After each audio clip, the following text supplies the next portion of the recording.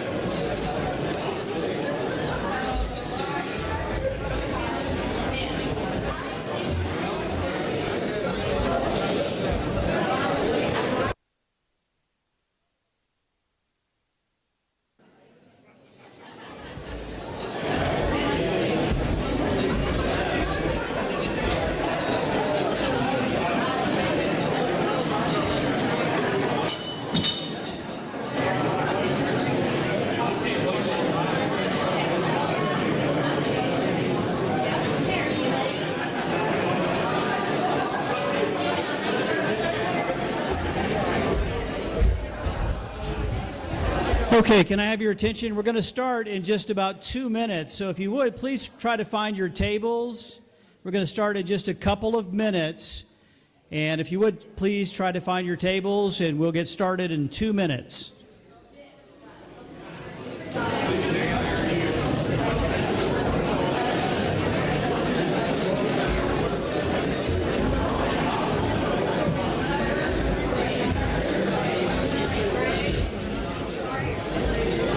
Is that where I am? Can I flip this down here real quick? Yep, absolutely. There we go. Now, is someone going to be using this mic before me to say the prayer?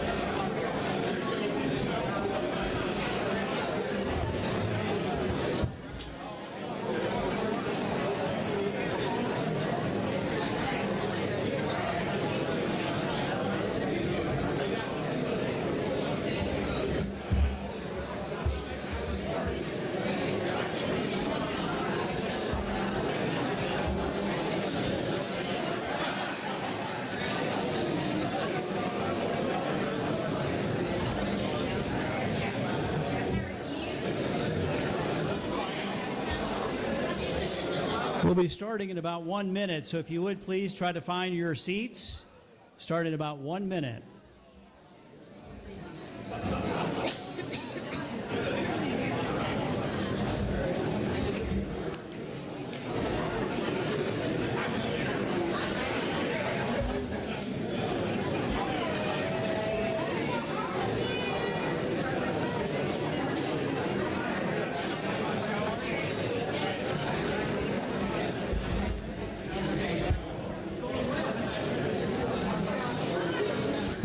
That was a little staged, right? Yeah,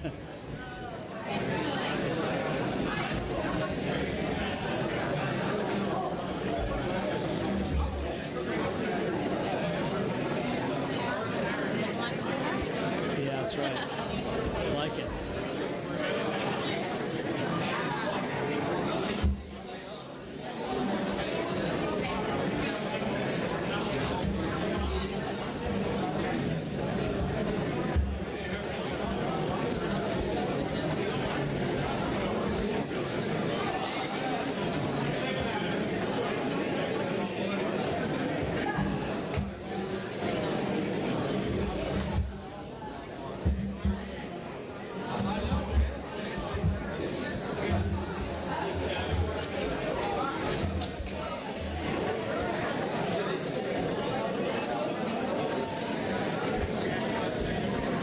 So let me have your attention, please. We're gonna be starting here in just a second. Let me ask you, how many of you are Facebook friends with me or Facebook friends on the First Congressional District? If you would, go to the First Congressional District Facebook page or the Calloway County Republican page or I think it's going to be on the Greg Delancey page. And if you would we are streaming this live tonight. This will be streamed live on, I think is it YouTube? Be on YouTube. So we think this will be a good opportunity for us to get the word out. A couple of years ago, when Rand Paul was speaking, we streamed and we got I think it was close to 200, 300,000 views on it. So it was pretty neat to see that out there. So if you would, please do that, and we'll have that going out in just a few moments. So we're kind of hanging for just a second till I get my cue on what's going to be occurring. But I'm glad you're all here. I see lots of good red, and I see lots of good smiles, and it's great to have everybody here tonight. See what happens when you just kind of start talking and be real quiet? Everybody gets quiet. Thank you.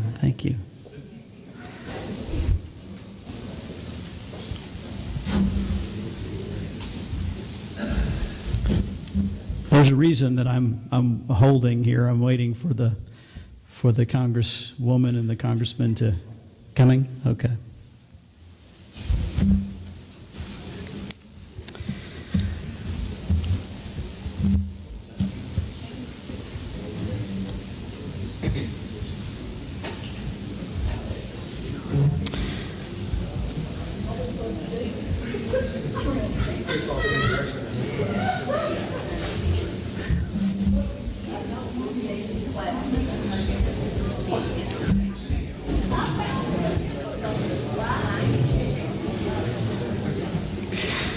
Welcome to the 2018 West Kentucky Lincoln-Reagan Dinner. Good evening, everyone.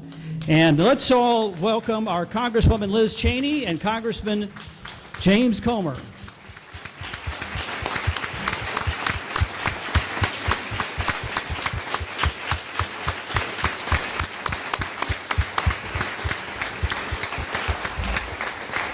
On behalf of the Republican Party of Calloway County and the 1st District Republican Party, we want to thank you for attending this evening. We dedicate tonight's event with admiration and gratitude to all who stand strong in the face of danger so that we, the American people, may be protected against it.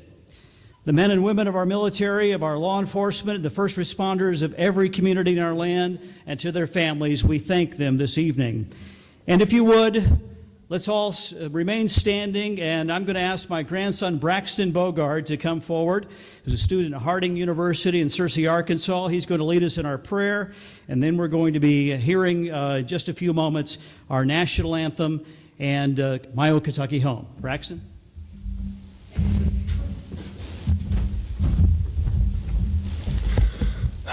Let's go to the Father. Dear Heavenly Father, we come before you now just so grateful to be together and to call upon your presence tonight, Lord. I ask, Lord, in these times, Lord, that you would provide the integrity and the moral integrity upon our candidates, Lord, that you would give a blessing on our leaders in political offices, Lord, that as imperfect people, that they would be guided by your powerful and loving and wonderful, marvelous hand. And, Lord, that you would bless our lives and that we would give glory to you alone. Lord, I would ask that as citizens and fellow human beings that we would serve our fellow man, that when we are serving them, that we are only serving you. Lord, I desire that this entire people would want to go forth and improve the lives of everyone in this world, Lord, that as your sons and daughters, that we would be a model of what it looks like to treat and interact with people and to follow you and to love you, that we would wear your name on our hearts and be conformed to your image and give glory to your name alone. Lord, I pray these things in the name of your glorious and wonderful Son, Jesus Christ. Amen.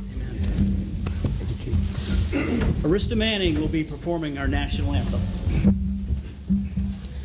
Oh, say, can you see by the dawn's early light what so proudly we hailed at the twilight's last gleaming, whose broad stripes and bright stars through the perilous fight o'er the ramparts we watched were so gallantly streaming,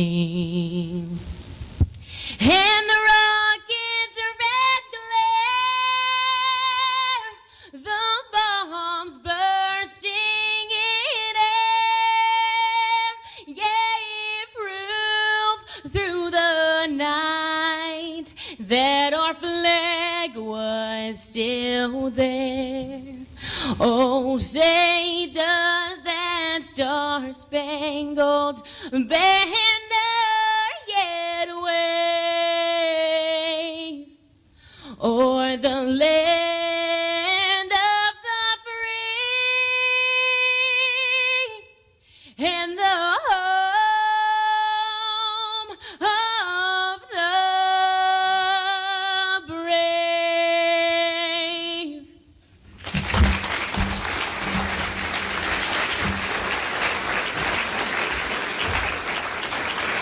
Mayoral candidate Ed Davis here in Murray, Kentucky will now lead our pledge. I pledge allegiance to the flag of the United States of America and to the republic for which it stands, one nation, under God, indivisible, with liberty and justice for all.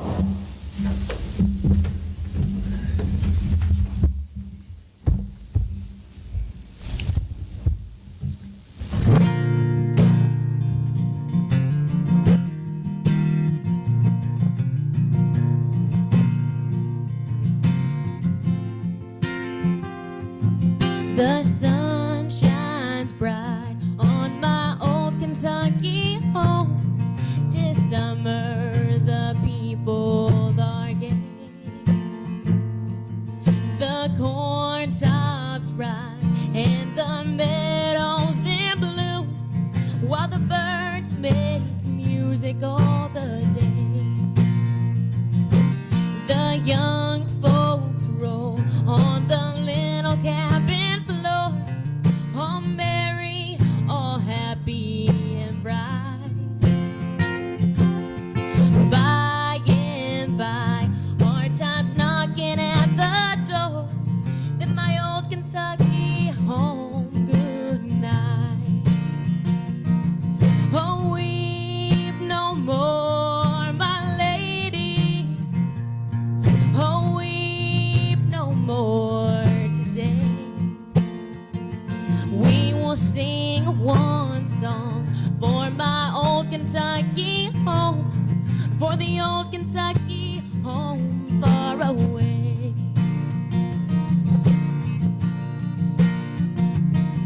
They hunt no more for the possum and the coon, on meadow, the hill, and the shore.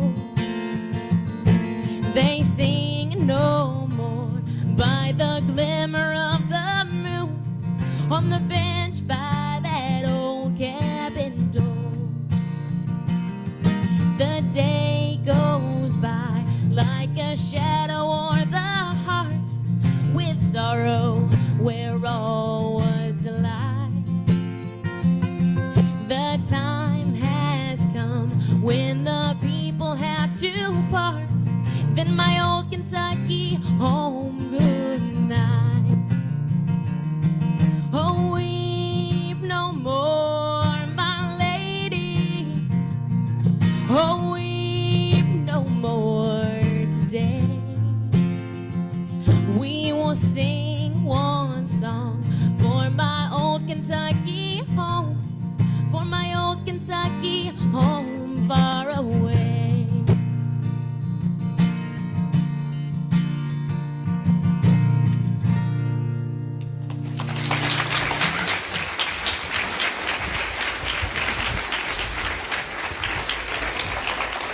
Be seated, please. Thank you, Arista Manning and Andy Gibson, for that rendition. You'll hear more from her later on tonight. Well, the best thing, I guess, right at this moment is a chance to eat. So we're going to take that opportunity to have dinner now.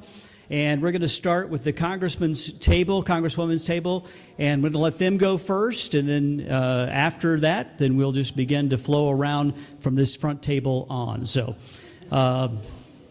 James, Congresswoman.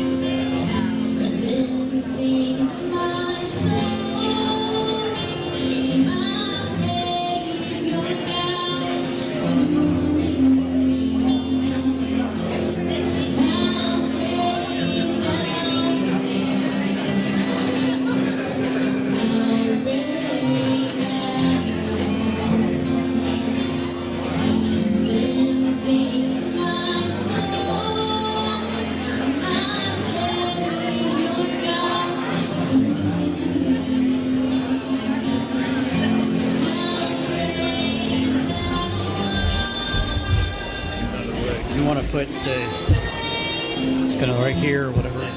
Yeah. Is it gonna be going all the time? Or it won't matter. It's digital. I've got 23 hours. Okay. Yeah, thank you.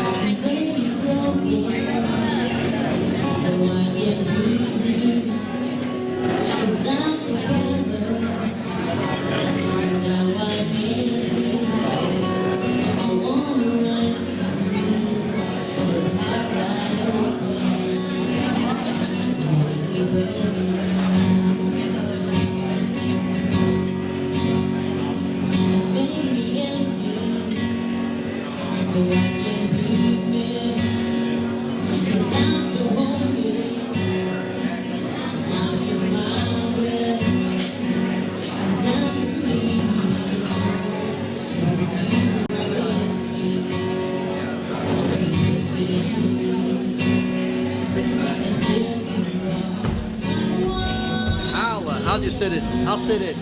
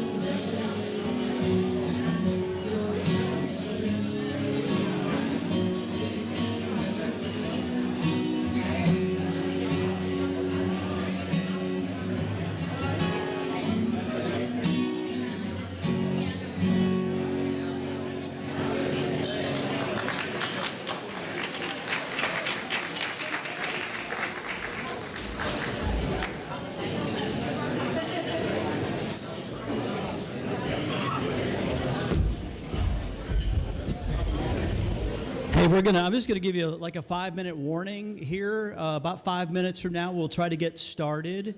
And so just that warning. And do we want to say anything about the ball game score? Huh? 95 for Kentucky. Is anybody DVR in this and they don't want to know? You don't want to know? Close your ears. 95-75, Kentucky.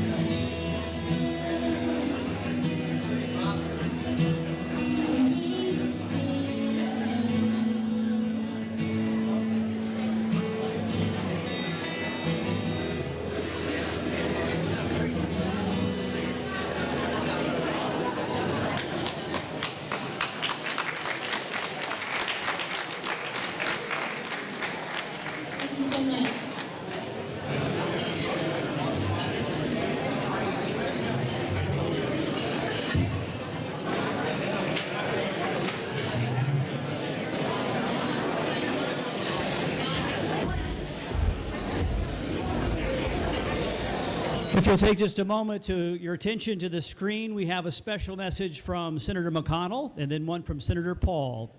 Well, good evening, my fellow Kentucky Republicans.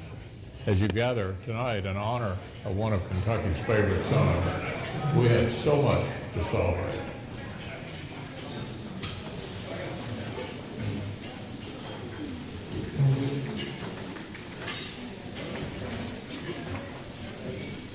It's a satellite feed, I'm sorry, it's broken up, so.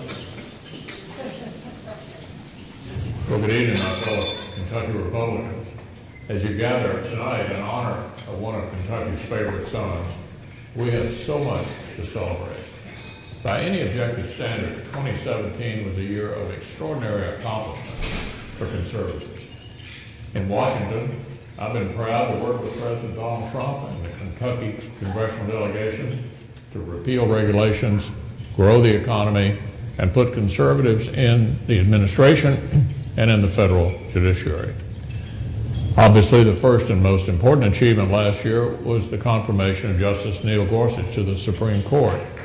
You will all recall that I refused to fill that vacancy in the last year of Barack Obama because we were in the middle of the presidential election, and I felt like the person the American people were picking in 2016 ought to make the choice. And certainly, Donald Trump picked an outstanding candidate in Neil Gorsuch, and he's now on the Supreme Court. So in effect, we've saved the court for a generation. In addition, the Senate's now also confirmed over a dozen federal circuit court judges and still counting. The 12 we confirmed in 2017, which included 2 impressive Kentuckians, became the highest number in a president's first year since the creation of the circuit courts way back in 1891. Putting conservative young judges on the federal bench will continue to be one of my top priorities this year. Congress and the Trump administration also worked together to help reverse the Obama-era regulatory rampage, including rules that targeted the coal industry and cost many coal jobs. We're getting bureaucratic government out of the way of the ingenuity of the American people. We ended last year with the passage of historic tax reform. By making federal taxes lower, simpler, and fairer, we're taking more money out of Washington's pocket and putting more money back into yours. In their paychecks and their energy bills, families and workers in Kentucky and around the country are already enjoying the benefits of tax reform. So I look forward to 2018 being another year of accomplishment, working with Republicans across the Commonwealth. Your congressional delegation in Washington is helping to put Kentucky on a path to economic growth and success. Last year's record accomplishments would not have been possible without your support. Your hard work to advance our shared values and ideals have already made a significant and positive impact on our local, state, and federal public policies. We must continue to bring the same passion and dedication to our efforts in 2018. Thank you for everything you do, and God bless America. Hello, everyone. I'm sorry I couldn't be there tonight in person, but I'd like to give you an update on our shared goal of fighting for liberty. For the first time in years, our country seems to be moving in the right direction. With record low unemployment and skyrocketing job creation, it's clear our economy is beginning to move again. The biggest complaint I hear from Kentucky business owners is difficulty finding enough workers. During President Trump's first year, we've had many successes. We lowered Americans' taxes, eliminated unnecessary regulations, appointed constitutional conservatives to all levels of the judiciary, including seating Justice Neil Gorsuch on the Supreme Court. We've also achieved reforms in health care, foreign aid, energy, and more. As a result of the Republican tax cut, over 4 million workers have gotten either an increase in pay or a bonus. I was proud to work alongside President Trump as we killed the Obamacare individual mandate. With pride, I stood with President Trump in the White House as he signed an order to legalize my idea for cross-state association health plans that will allow millions of Americans to join together and use the leverage of size to get better-priced health insurance. Republicans now control all 3 branches of government, and this has finally brought the Obama administration's war on coal to an end. After years and years of government trying to kill the coal industry, there is a renewed sense of hope in eastern and western Kentucky's coal fields. When it comes to defending your right to privacy, I've been one of the loudest voices calling for an end to unconstitutional and warrantless spying on innocent Americans. Privacy and security are not mutually exclusive. I can name two prominent reasons why the intelligence agencies should not search Americans' data without a judge's warrant. They're called, or they're named, Peter Strzok and Lisa Page. These two FBI agents brought their hatred of President Trump to work. I've asked the Department of Justice to remove their ability to search any American's data. Madison warned us that men were not angels. Our Constitution separated powers and required individual judicial warrants for a reason. As most of you remember, I ran for office as part of the Tea Party tidal wave. We ran against Obama's out-of-control spending and trillion-dollar annual deficits. Now, Republicans are spending money like Democrats. I voted against busting the budget caps and will continue to fight against deficit spending no matter which party is in power. Speaking of spending, why are we sending taxpayers hard-earned money to countries who chant "Death to America" and persecute Christians? I say not one penny more to these haters of America. I say keep that money here at home. Earlier this year, I introduced legislation to stop spending $2 billion a year in Pakistan and instead redirect those funds to our Highway Trust Fund. Instead of bombing and then rebuilding bridges overseas, let's build bridges and roads here at home. I'm so glad to know that so many good Republicans are out there tonight and are out every day fighting the good fight. We need to elect more Republicans for sure, but I'm also here to caution that it matters what kind of Republican we elect. There are those of us who take an oath to defend the Constitution and want a constitutional foreign policy, who seek peace through strength. And there are some Republicans who've never met an overseas adventure they didn't support and want to police every civil war and try nation building all around the world. There are those of us who fight for the Bill of Rights, all of them, and then there are some Republicans who will accept a false choice of liberty versus security, sacrificing liberty in a vain search for security. There are those of us who believe torture is un-American and not who we are as a people. And there are those who glorify it and honor those who do it. I have 3 nephews actively defending our country. I don't want any enemy who might capture them to believe that America tortures her prisoners. I'm proud to stand for you every day in Washington. I'm proud to say that I've always stood up to defend your liberty and the principles enshrined in the Constitution, no matter what. Thanks a lot for your support. Good night.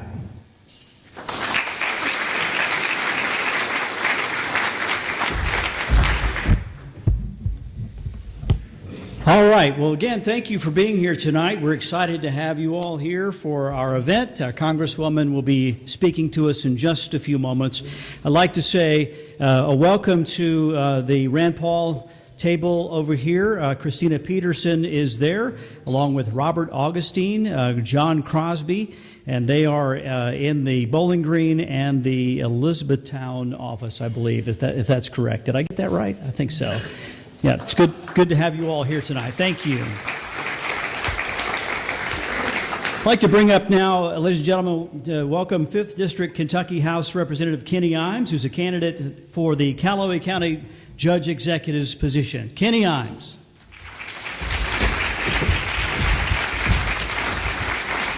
Thank you, Greg. Let me thank all of you all first and foremost for your faithfulness to this party, to this program that we have each year, for your attendance tonight. And we have really, over the past 6 years, I've spoken at one of the Lincoln-Reagan Day dinners. It's truly been an honor. Now, I won't be up here at least in this capacity next year, but I just wanted to thank all of you all for your support.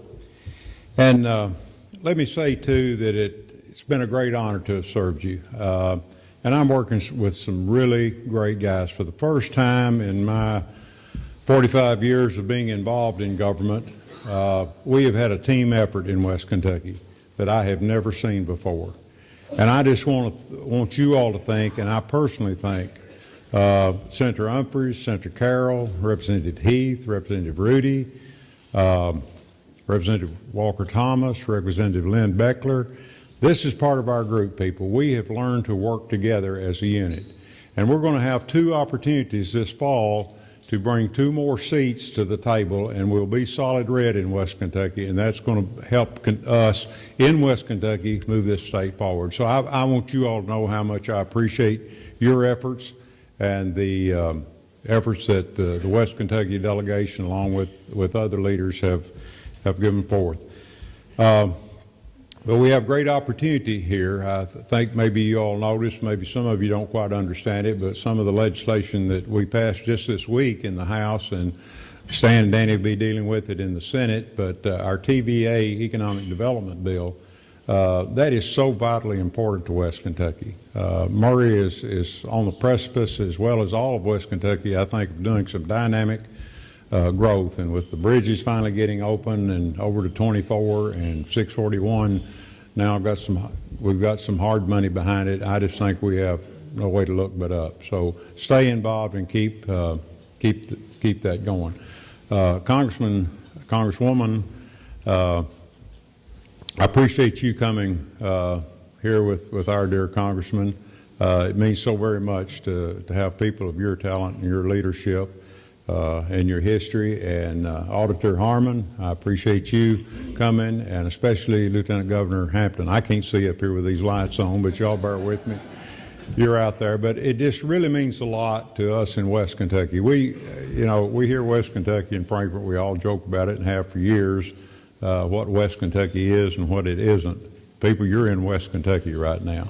And we're the closest state congresswoman. We're the closest group that you've got to Colorado. So keep us in mind as you go forth. It's my pleasure tonight to introduce our congressman, who will make further introductions. Jamie Comer and I go back a few years. He has just been one of the principal leaders of our state, and now as our congressman, he's given us so much. He works endlessly. I don't know if I said that right or not, but anyway, you know what I mean. But his energy level is just phenomenal, and I just want you to know, Congressman, how much we truly appreciate the efforts that you've put forth in putting our district first. And Congressman Comer, when I first ran again for this office 6 years ago, after a 30-something year hiatus, was there for the first fundraiser and effort that I made, and that has meant so much. But his leadership while he was in the legislature has had ripple effects on down. It's energized us, it's energized the party. It's a new day. So I don't think any of us really need a long introduction, and I just want to welcome you up, Congressman Comer, for the introduction. Thank you.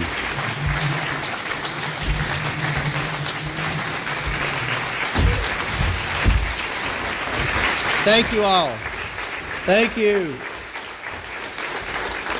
Thank you so much. And what a great crowd here in Murray tonight at Murray State University. And I want to thank you for all that you do for the Republican Party, and your commitment to the Republican Party and your efforts are showing.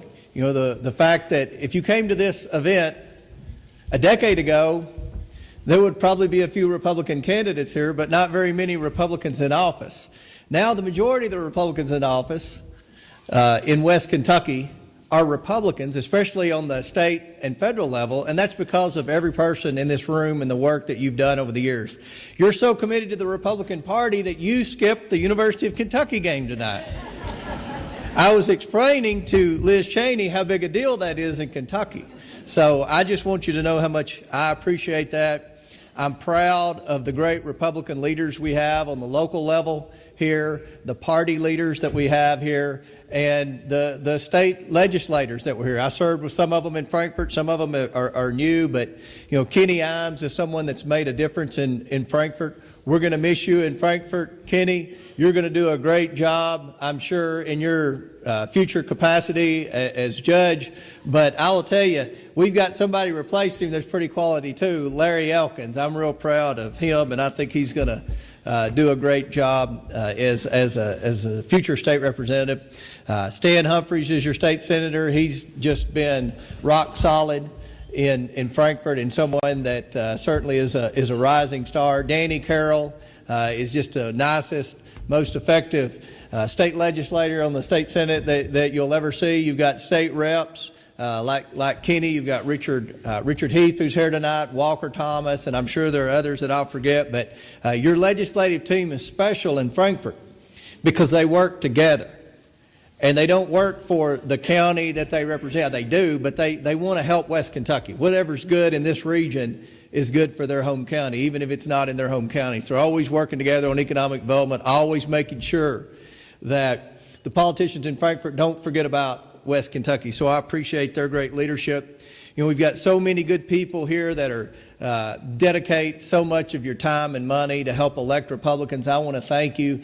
But the future looks bright for the Republican Party. We saw the chart that showed the growth in the Republican Party over the last 2 years in Kentucky, over 100,000 new Republicans, and less than 2,000. The Democrats shrank by 2,000.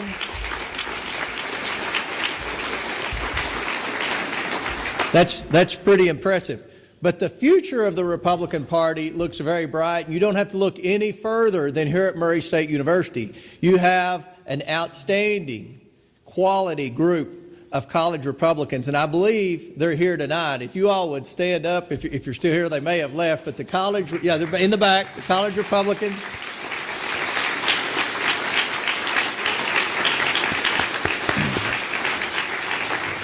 One in particular, I'm going to ask him to stand up again. I know what Kenny was talking about with that light now.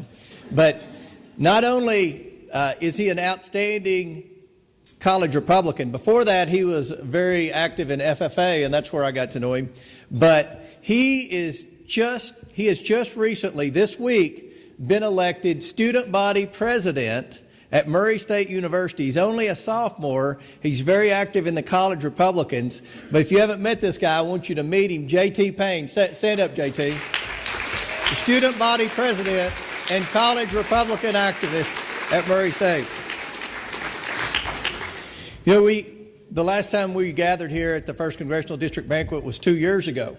And I was a candidate for Congress here, and many of you, just about everyone in the room, supported me, and I appreciate that. I remember giving the speech saying that if I'm elected, I want to go to Washington and try to improve the business climate, because I believe that we can solve a lot of our problems that we have in society, whether it be poverty, whether it be drugs, whatever our breakdown in family, if we can improve the economy and help people have good paying jobs. But to do that, we've got to drastically change Washington. We've got to drastically change the mentality that Congress and the White House has about business owners and job creators. I also said I want to make welfare reform a priority. Well, I'm very proud to stand before you today as a member of Congress for the past 16 months and say that I think we're starting to make some significant progress. Our U.S. senators mentioned several of these things, but I want to highlight that from the day this Congress took office and from the day that this president was sworn in, we focused on improving the business climate. We started with reducing the Obama-era regulations that held the private sector back so much. Those regulations, by the dozens and dozens, have been eliminated, have been rolled back. These were the unnecessary regulations. And we started to see confidence in the private sector. We started to see the stock market go up. We started to see growth for the first time in a long time. And then in December, we passed the Tax Cuts and Jobs Act, which was on a party line vote. Not a Democrat in the House or the Senate voted to cut taxes, because that's not what they believe. But we Republicans certainly believe that. We did that, and I'm proud to report that today, as I stand before you, we have some of the strongest job growth numbers we've had in over 2 decades in America. And I believe it's because we have a tremendous president that cares about the workers, that knows how to get the government off the backs of the private sector and grow the economy. We have great Congress members in the Republican Party, one that you're going to hear from in just a few moments, that are making a difference. I'm proud to work with President Trump. I think President Trump sincerely wants to help American workers. Despite what you see on most of the TV stations, despite what you see in many of the newspapers in America, President Trump really cares. And I know this because I've spent some time with him. Many of you have heard some of my Trump stories. I'm probably not going to go into that today. But he's a very interesting guy, and he knows that Kentucky was one of his best states. And the last time that I talked to him, I was telling him about a recent poll, the public policy poll, that showed his approval rating in the 1st Congressional District, and it's probably the highest of any congressional district in America. Now, Wyoming may be higher, Liz, I don't know, but I told him Kentucky's was the highest. He exaggerates every now and then. I thought I would exaggerate just a little bit. And every time I see him, he's, how are we doing in Kentucky? How are we doing in Kentucky? So he knows that we support him in Kentucky, and we're proud of him, and I'm proud to work with him every day in Washington.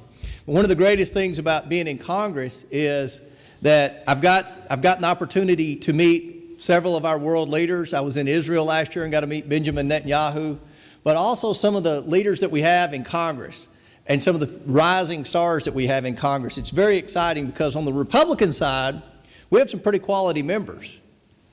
We have a few that I think have the potential to be quality members on the Democrat side, but they follow Nancy Pelosi and Chuck Schumer, and they're leading them down a path on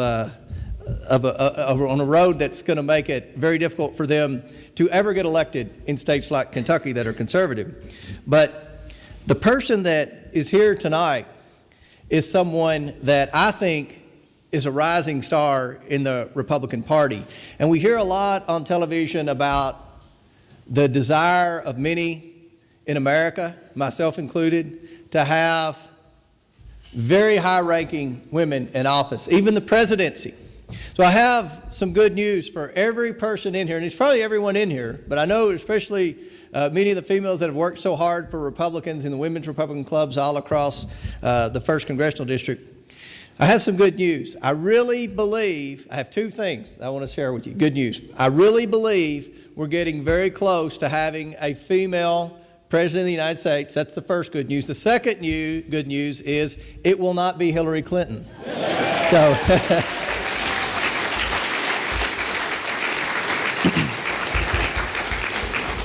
the person who is going to be our speaker tonight is someone that needs no introduction. Her father was Vice President of the United States and a true patriot, someone that served, I believe, 4 presidents. His daughter, and our speaker tonight, and my colleague in Congress, is someone that I learned about her from when she was on Fox. She was an analyst on Fox News, a military analyst, a foreign affairs analyst.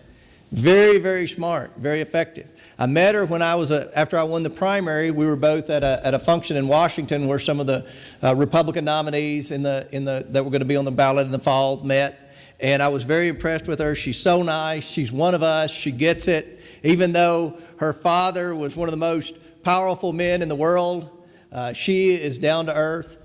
She has 5 children. They're rodeo people. I told her Murray State has one of the best rodeo programs east of the Mississippi River in America. Liz is someone that is a leader in Washington already as a freshman. And with 535 members of Congress, she is one of the leaders, if not the leader, on our military. We all have relatives and loved ones that have served in the military, that currently serve in the military. We live very close to the greatest military base in America, Fort Campbell Military Base. There's not a stronger proponent for our veterans, both our active duty personnel and our retired veterans, than Congresswoman Liz Cheney. She's someone that is respected on foreign policy, and she's someone that I think we're going to be seeing a whole lot more on the national stage. I think she has the potential to be, she's probably going to get upset with me saying this, but I think she has the potential to be the first female Secretary of Defense. I think she has the potential to be one of our first female presidents of the United States. And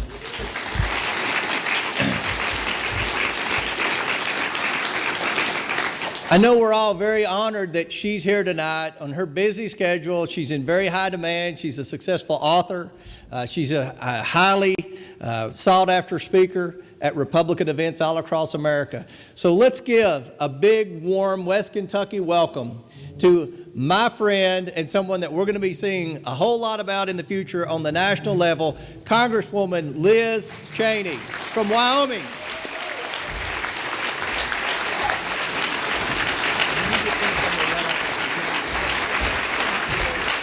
Thank you all. Thank you very much.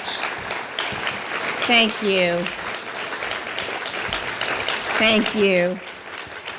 I appreciate it. Thank you.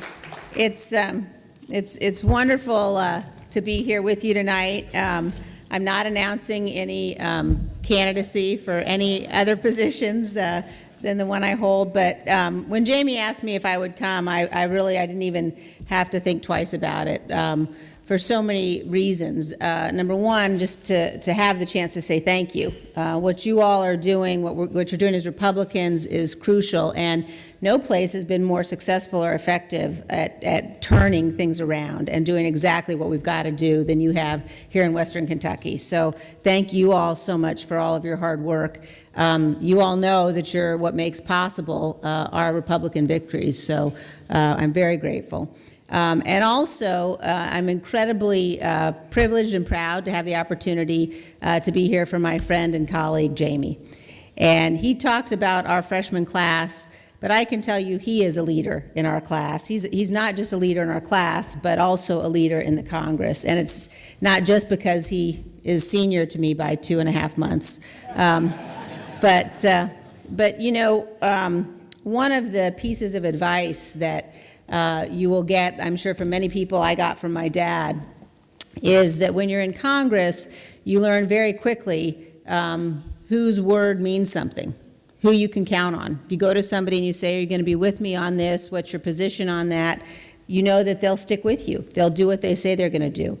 And I don't have to tell all of you, but Jamie is one of those people. And there are fewer of them than you would think. But to have the opportunity to say thank you to all of you for sending him to represent you in Washington. We need him back again. We need more of him. So thank you very much. And I'm tremendously honored to serve with him.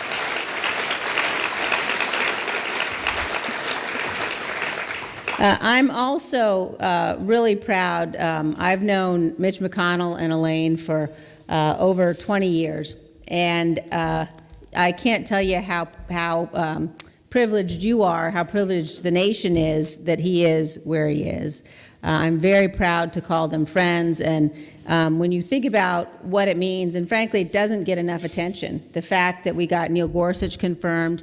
And Senator McConnell mentioned it a little bit. He talked about the extent to which we've also got lower court judges confirmed. And that doesn't get a lot of press coverage. But when you think about what that means for our nation, and when you think about what it means in terms of the future and where we're going, those people will be on the bench for a long time. And at the end of the day, it is our judges and our Supreme Court that determine whether or not we're a nation that is run by the rule of law. And so I'm really honored to call him and Elaine friends, and very pleased to serve with them. So thank you also for sending them. I'm not quite as close with Rand, but you can rest assured that Rand, even though we disagree on a number of issues, he's fighting for what he believes in, and his voice is always heard. So I'm pleased with his statement as well this evening too. Not every part of it, but we'll get to that in a second. I bring you greetings from my mom and dad. They're both hard at work, but also enjoying a lot of time with grandkids. You know, my dad, as you know, once you've been vice president, you know, there's not a lot else that you can do from there unless you're going to run for president. But they get to spend a lot of time with their grandkids. And one of the really nice things about kids and grandkids, as most of you know, is they really help you keep your perspective. And so it was just a couple of years after my dad was out of office, and our youngest son, Richard, came home from school. He was in kindergarten at the time. And he said, you know, Mom, we have an assignment. And I said, okay, well, what's that? And he said, well, tomorrow I've got to go to school and I need to tell one fact, something that's special about me.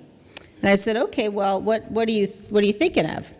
He said, well, I was thinking I could tell people that, my grandpa used to be Vice President of the United States. And I said, well, that's pretty good. Are you thinking of any other ones? He said, yeah. I was also thinking maybe instead I'll tell him that we got our cat at the dump. I said, so I told my dad that story, and he immediately said, well, which one did the kid go with? So, I think it was the cat story, but I can't come to Kentucky without remembering, and I cannot believe it's been almost 18 years now, remembering the debate that my dad and Joe Lieberman had at Center College in Danville back in the 2000 presidential campaign, the vice presidential debate. And when I think back on that debate, I think it was such a special and good debate. If you think about sort of the response to that debate afterwards, people on both sides of the aisle talked about it and talked about what a substantive exchange it was and talked about, how refreshing it was. And I think it really was. There are, two people who have a lot of respect for each other, who don't agree on everything, but who really did have the kind of substantive policy discussion that I think we don't have enough of in politics anymore. And I think of that because people often ask me, as I'm sure they ask Jamie, what has surprised you the most about Congress? And one of the things that really has surprised me most is that when you are on the floor of the House and when you're talking to your colleagues, it is not nearly as rancorous or divisive as it seems on television. Now, we have big fights and big disagreements, there's no question. But I think that if you think about it, and I've made an effort to do this, you just walk up to just about any member on the floor of the House and sit down next to them when we're all there gathered on the floor having a vote, ask about their life story, ask about why they're in Washington, ask about why they ran for office. And I have to tell you, I have yet to meet anybody on either side of the aisle who's there for the wrong reason. Even the people that I vehemently disagree with, they're there because they care about this nation, they're there because they want to represent their constituents, and they're there because they want to do the right thing. It's also led to some awkward exchanges every once in a while. I'll tell you one story. I walked onto the floor and I was voting over on the side where the Democrats normally sit. You can vote any place, and it just happened to be convenient, so I was voting over there. And a member from Maryland named Jamie Raskin, he's a Democrat, he came walking over and introduced himself to me. And we had a great, very interesting conversation about constitutional law. He's been a professor. He's also an author. And so we're having this great discussion, and he told me he'd written several books, and I said, that's great, Jamie, why don't you send me your most recent book? And there was this really clearly kind of uncomfortable pause, and he said, my most recent book, that one's all about how Bush and Cheney stole the election in 2000. So I said, maybe keep that one. Just send me another one. But we do there's a tremendous amount of debate and discussion about policy issues. And you heard from both senators and Jamie what we've accomplished. And my view is that part of the debate, part of the reason that the fights sometimes get as loud as they do is frankly because the folks who lost the election don't want the successes to break through. They don't want the nation to know what's really happening. And I know certainly in my state of Wyoming, we also, obviously we're a huge coal producing state, a big energy state, ag state. The impact of President Trump's policies is absolutely positive and absolutely undeniable. And the other side can't fight the fight on those grounds. And so instead, what they want to do is yell and scream about a lot of stuff, frankly, that's not true, and about a lot of things that they would rather us all focus on than policies. The other thing is they don't want to take responsibility for what happened over the last 8 years. And if you think about where we are as a country, and you think about the positive impact we're seeing now because of the tax cuts, because of the regulatory reform, when you think about the increased economic growth and the increased job creation we're seeing, that's just the very beginning. We have a huge hole that we have had to dig out of because of the policies of the last 8 years. And that leads me to the second really significant surprise that I've had while I've been in the House. I'm on the Armed Services Committee. And before I went to Congress, I spent a large part of my career both at the State Department and also working in a couple of nonprofit organizations focused on national security issues. And so I thought that I had a pretty good handle on where we are as a nation, a pretty good handle on, what does it mean in terms of what's happened in the last 8 years. But I've got to tell you that I did not truly understand how grave the situation has become. And you get a firsthand experience of this. On the Armed Services Committee, I'm one of the very most junior members on the committee. That I'm like 52nd or 53rd in seniority. And what that means is that I sit, the chairman of the committee sits up way high, sort of at the top of a pyramid. And those of us who are the freshmen sit down on the floor level, which means that, we sit just a few feet from everybody who comes to testify in front of us. So whether it's Secretary Mattis, the Joint Chiefs of Staff, the Chairman of the Joint Chiefs, all the combatant commanders, and when you're sitting there and the Secretary of Defense says things like, no foe in the field has done more damage to the readiness of the U.S. military than the United States Congress and the Budget Control Act. No foe in the field that has done more than what we've seen in terms of the last 8 years' policies from the Obama administration. That has an impact, and that cannot be ignored. And one of the things that I wanted to talk to you just a little bit about tonight is that national security piece.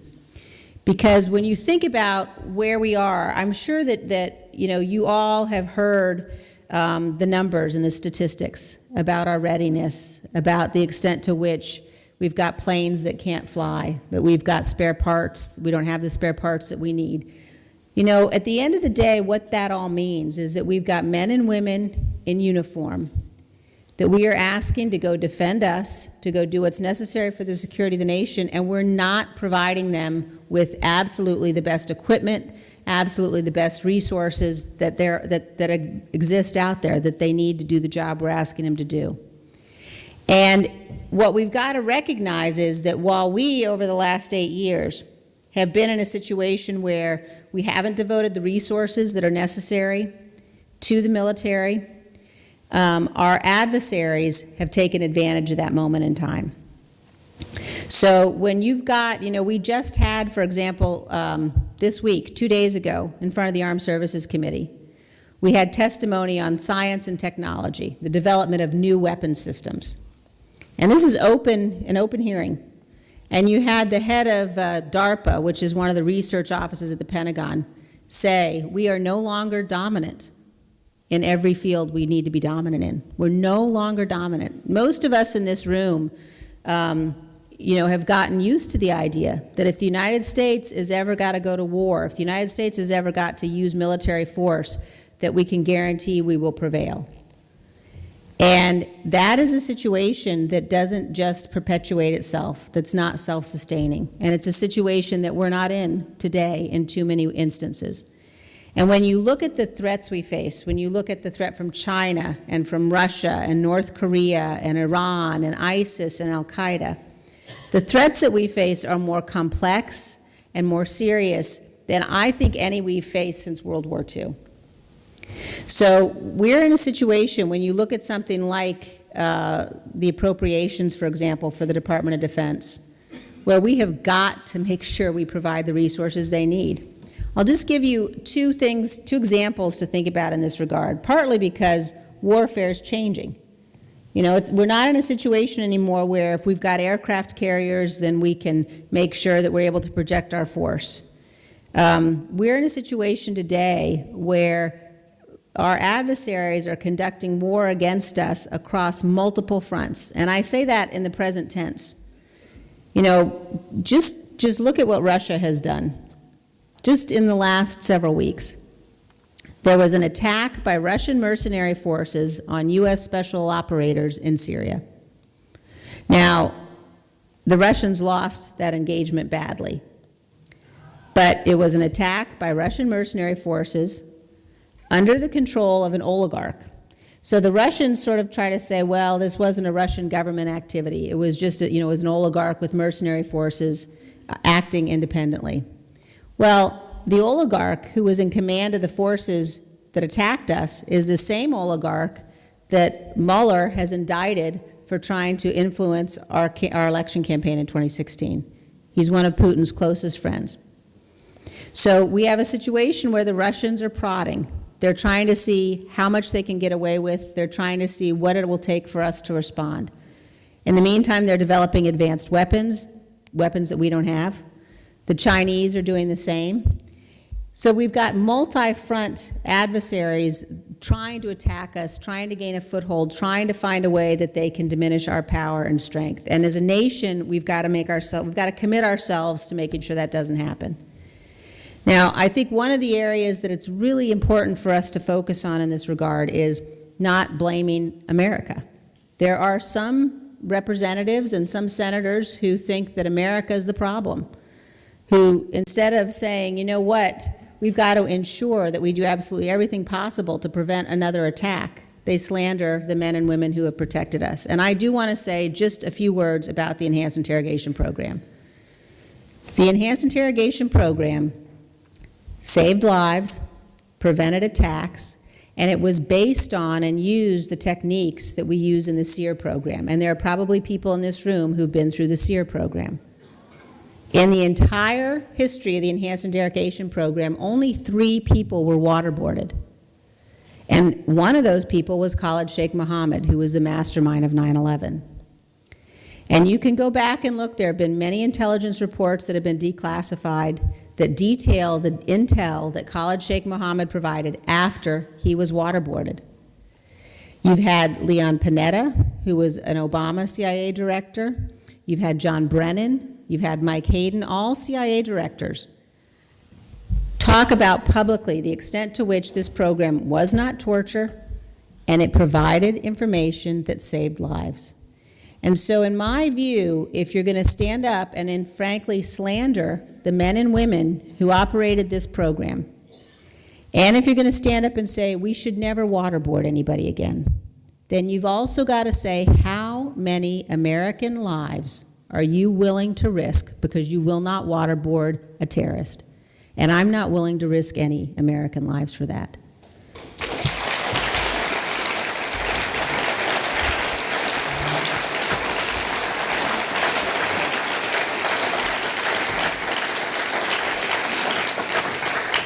So as we go forward and think about what it's going to take to protect this nation, what it's going to take to defend us against the threats that we face, I think it's very important that we spend our energy focused on those threats and what it's going to take to defeat those and not act as though America is to blame in any of those instances, because we are not. As we look at the future, and as we look at what it's going to take in the future, I don't have to tell you how important these midterm elections that are coming up are. They're hugely important. I'm sure many of you saw Nancy Pelosi's 8-hour performance on the House floor recently. I was watching it in my office, and my initial reaction to it was, I wish that she would sit down and shut up.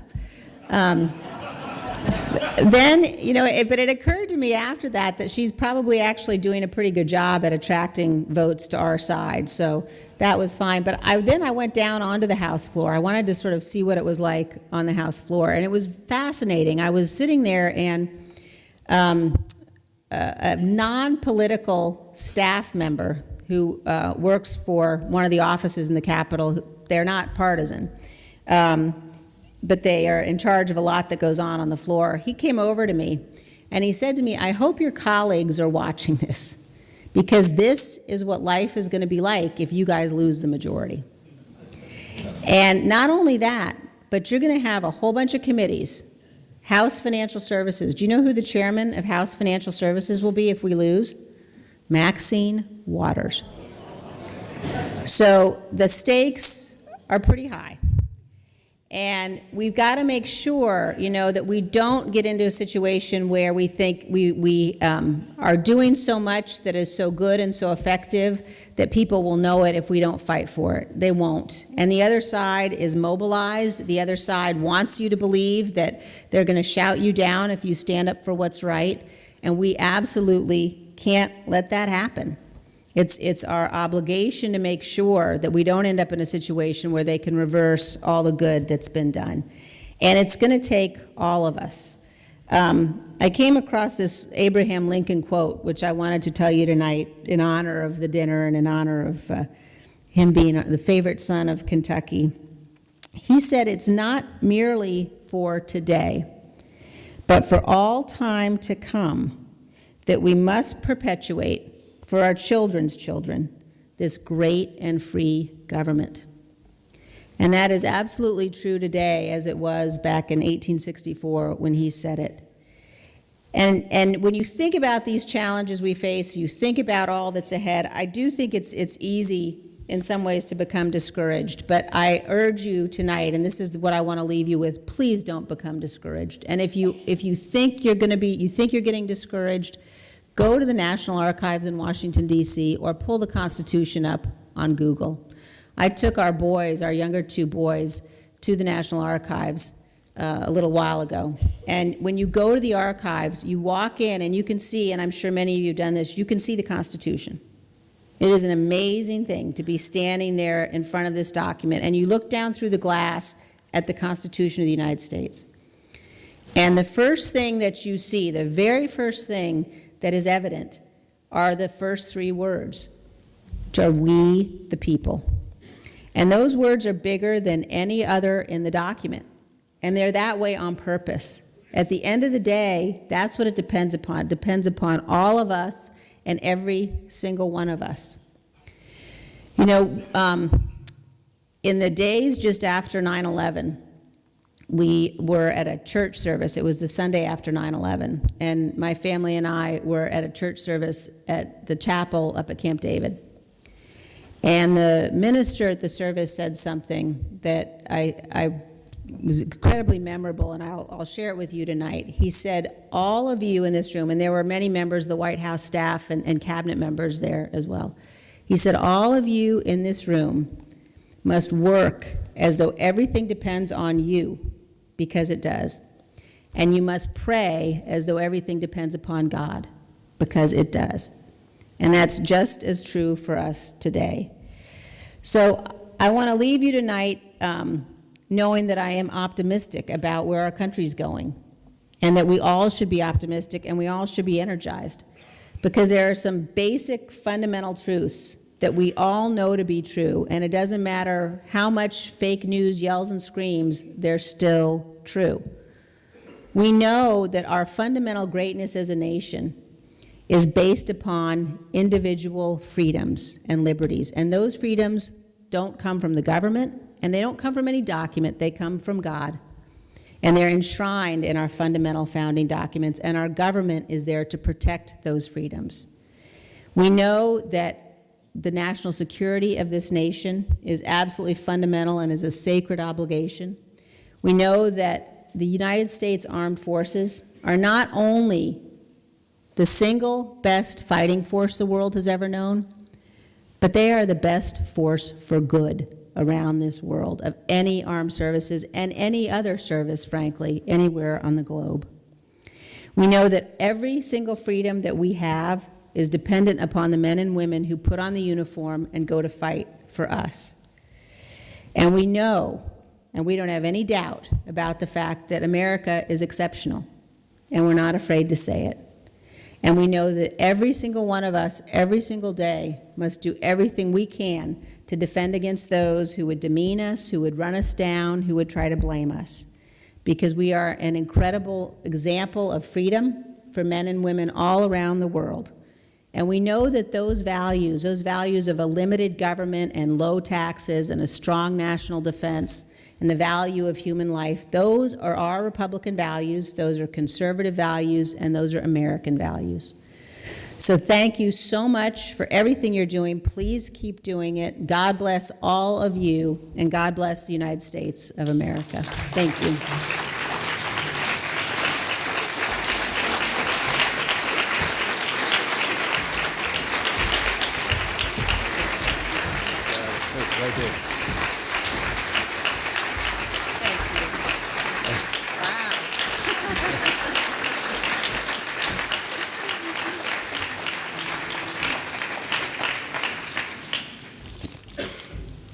Liz, on behalf of the 1st Congressional District of Kentucky, we wanted to present you a little bit of Kentucky. Now, some of these products I'm sure you will use with your family, the gourmet sauce and some of the jelly and cooking.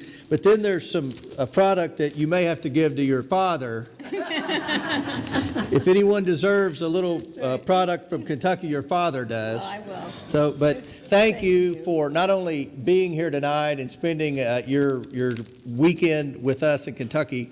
Thank you for all that you do for our veterans. Thank you for what you do for our active men and women in the military.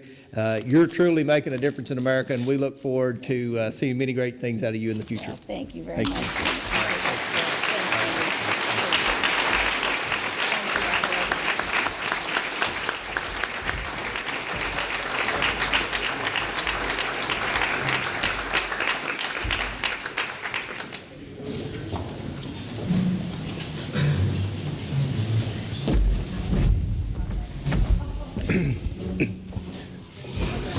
Wow, that was wonderful, and I know she has to get back heading toward D.C., so she's exiting, but thank you so much, Congresswoman Cheney, for being here tonight, and what a wonderful address to the audience. You didn't get a chance to meet Congresswoman Cheney. What a wonderful person she is. I got to sit there with her and discuss small talk for a change. She talks about her 2 youngest kids being in pig wrestling. So Grease pig wrestling in Wyoming. So it's she's a down-to-earth person, although she comes with a lot of qualities and education and a foresight into what's going on with our nation. She certainly is a great person from that standpoint. But it is my honor tonight to be with you. Thank you so much for being here, and I know we're running a little late on time, and we have a lot of guests still to speak, so I'll speed this up. I just want to say a couple things before I introduce the next speaker tonight. Monday begins day 52 of the long session. We still have a lot of work to do. We still are wrestling with the pension issue across our state. We're going to hopefully move forward with that and some different discussions and talks. And I think that issue is not dead. We have a lot of work still to do, but I think we have a ways to go in getting there. The biennial budget will be hopefully released this week through Appropriations Revenue Committee in the Senate, our version, since we've had it over from the House several days. And we've been working on that. That's the reason I look kind of like I'm tattered and torn a little bit. We've been working some late hours and some late nights trying to get our version ready for approval this week. And hopefully that will take place this week, and hopefully we get it off the Senate floor later on in the week. Also, of course, the overshadowing discussion of tax reform still looms in the future. I think there's going to be a lot of discussion on that as we kind of take a look at our budget and see where we are and see some of the things that we may want to see in there in the future, and how are we going to get there. So I think that issue of tax reform still looms. Well, when our guest tonight was talking about, when our guest was singing My Old Kentucky Home, it really had a lot of relevance tonight as I heard the words that she was singing. We are in difficult times in the state of Kentucky. We do have issues, but I think that together we can lead and we can find a path forward that through this as well. So it's not just all roses right now. We have a lot of issues we're going to work on and continue to do so in the days ahead. One of the big issues, and Kenny talked about that a while ago as he was making his remarks and thank yous, and I do want to say a special thank you to the Calloway County Republican Party for hosting this again tonight. What a wonderful turnout, what a wonderful event. You all should be commended. Let's give them a round of applause as well.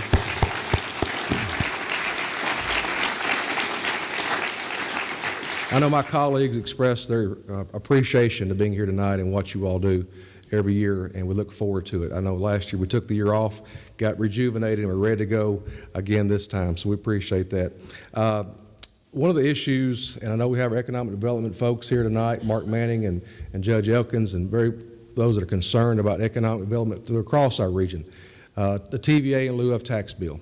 And of course it came over from in the House with appropriations and the revenue bill.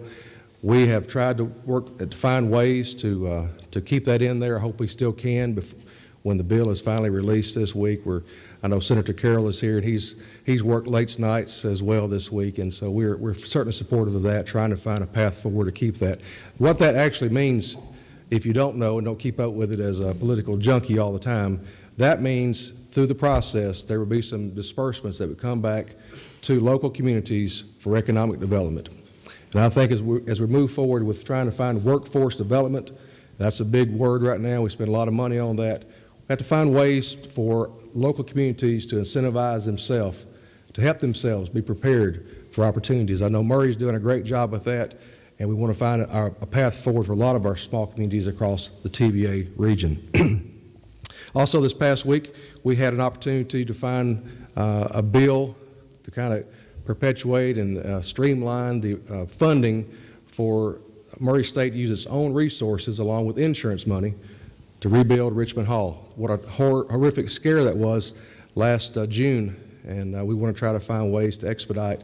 So hopefully that gets passed out of the House this week on the House floor, and we can move that funding, allow Murray State to use their own restricted funds to start the rebuilding process for the portion of that.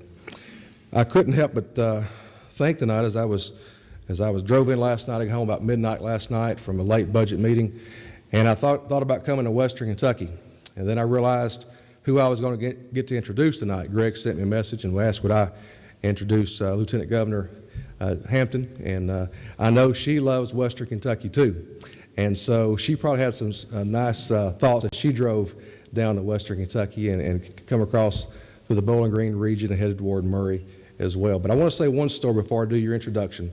I'm so proud of my son. A couple weeks ago, Luke, he's 11. He's in the Governor's Cup academic team, quick recall, and my wife Kim teaches that. And one of the questions, Governor, was who is our Lieutenant Governor? Which for most of us, we would get that right, I would hope, right?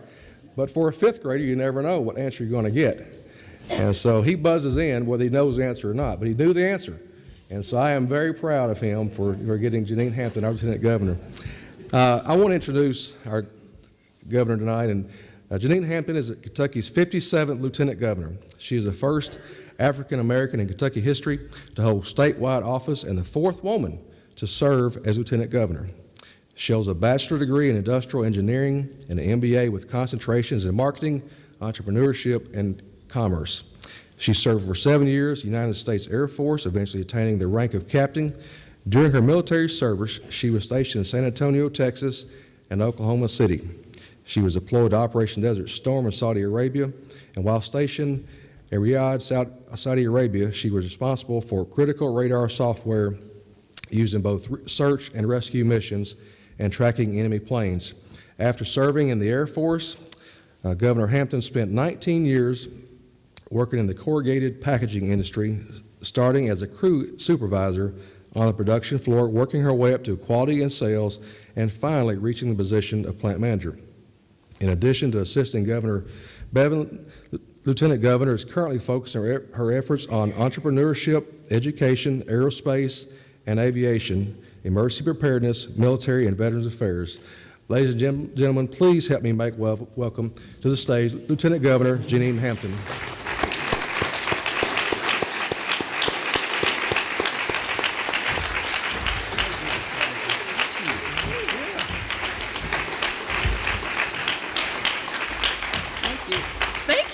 Thank you so much for that. I appreciate your fifth grader knowing who the Lieutenant Governor is, because I still meet people who have no clue, and I'm not blaming them. I'm really not. I remember going to one event, and I went to the desk to check in, and the lady there asked me if I was with the Lieutenant Governor's office, and I said, I might be, yes. So, but I'm not offended because I know that most people don't have a clue who the lieutenant governor is. So I only have 10 minutes, which is about 1/3 of what I normally get, but I'm going to try to stick to that. So I'm going to start my timer. Uh-oh, that says 1 hour and 10 minutes. That's not what we want. We'll be here all night, right? I really appreciate Congresswoman Cheney's. Is she still here? Boy, okay, yeah, I feel like I'm being interrogated here. I appreciate her comments. I really do. She said first of all, she talked about the Constitution, and she advised us to not get discouraged and to fight for our values. I have been in this fight for a long time. Most of you know that I rose through the Tea Party ranks, and I can tell you I've had my share of people rolling their eyes, some in my own family, when I talked about the Constitution. And I'm going to circle back to why this is so critical at this point in time. But I want to just share with you briefly, I was asked to be the keynote speaker at the Michigan Republican Party's Black History Month celebration last month, and I did so. I'm from Detroit. They had it in Detroit, right in the middle of town, and they were really proud of me. I was born in Detroit, raised in Detroit, went to college in Detroit, so it was a good news story, so to speak. So they were proud to have me in, and I did that. And so before the dinner started, I was mingling with there were several Black Republicans there, believe it or not, in this room at this dinner. And we were sort of swapping stories. They were telling me their stories. And many of them are, sad to say, have been, if they're not still, they're kind of underground a little bit.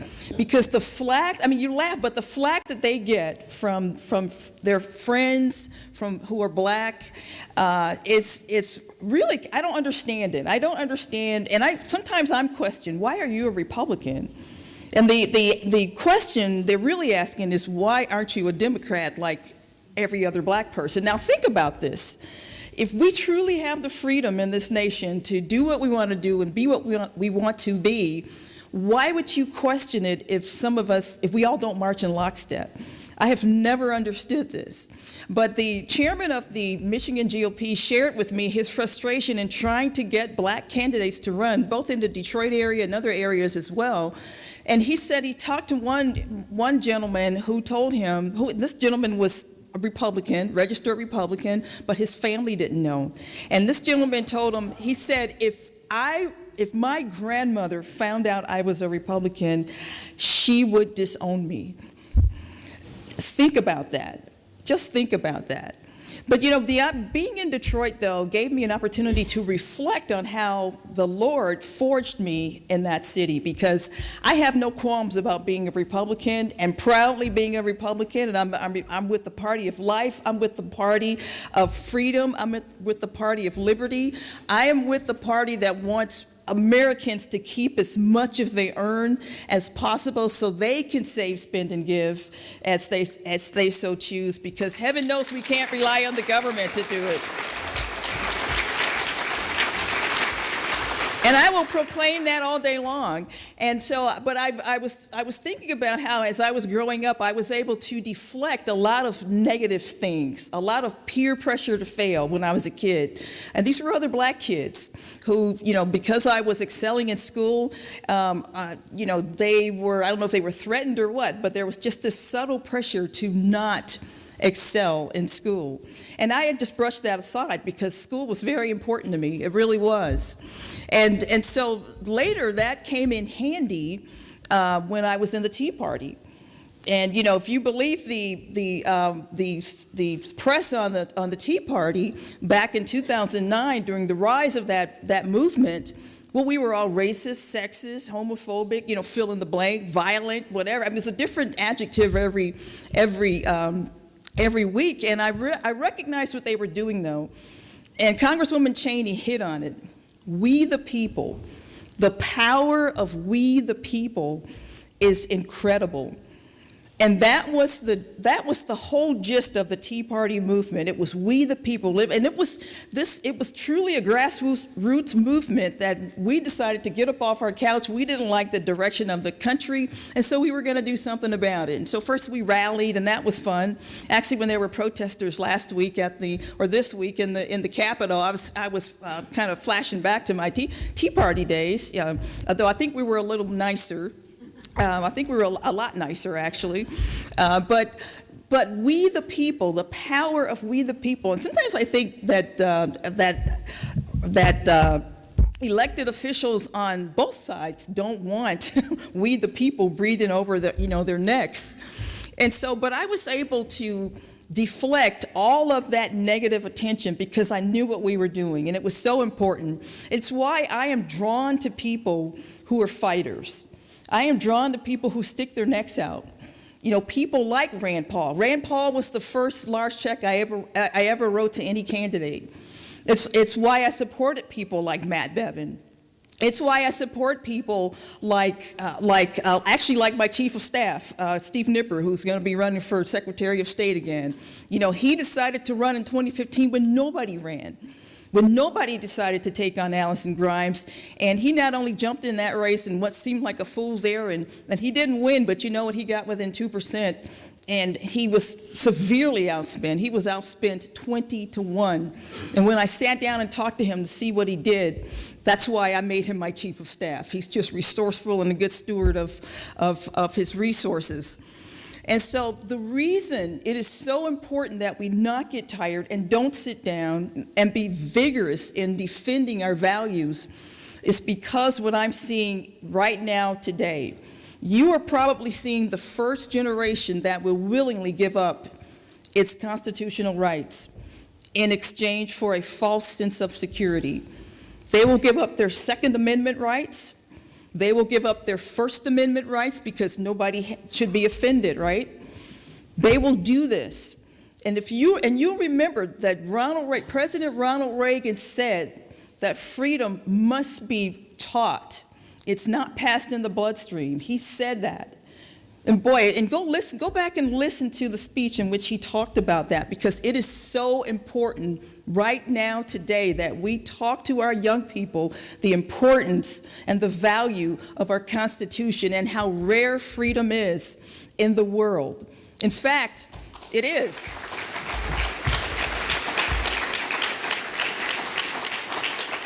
In fact, freedom is a kind of a blip on the scene. The history is filled with kings and queens and dictators and despots. And then you have the United States of America, and it is no accident that we have the freedom that we have. First of all, the founding principles were based on God. And yes, we can say that, and say that too. This is the other thing. I'm seeing Christians who are a little too meek. If you are a Christian, don't hide that. Do not hide that. You have got to let that light shine. And boy, if ever there was a time for Christians to stand up, it is today and it is now. And so I know that I am so blessed to be your lieutenant governor. Most of you who've heard my story know that this is a God journey. It truly was a God journey that put me on a path to becoming lieutenant governor, because I never wanted to run for any office. And this is an example of what happens when you decide, when you recognize, when you acknowledge that God's fully in charge. And I literally acknowledged that in a prayer and asked God to show me where it is I needed to stand. And I got put on a path that led me unexpectedly to being lieutenant governor. And when I share my story with kids, and yes, I do share I witness with kids. I'm being asked to share my story with students. I've been to now over 120 schools, including alternative schools. And when I share my story, if you're going to ask me to share my personal story, Jesus Christ is part of my personal story, so I talk about that. But what I tell students is that the Lord has bigger plans for you than you can dream for yourself. And sometimes it's totally unexpected. It's a totally unexpected place. And so I am standing exactly where God needs me to stand. I think he needs me. I think he needs town criers right now, and that's me. I'm ringing the bell along with Matt Bevan, and I see I have 20 seconds left, so I'm gonna stick to this here. But I would just leave you all with this. First of all, with these young people, please take the time to share your personal stories with kids. I have met so many students who are afraid of what they're going to find on the other side of graduation. I know when I was in high school, I couldn't wait to get out of the house. It took me 2 years to do it, and when I did, I had a small, tiny apartment in Detroit, and all I had was a bed and floor pillows and a record player, and I was a happy camper. I had my first job, my first car, my first apartment, and I ate pizza whenever I wanted to, and life was good.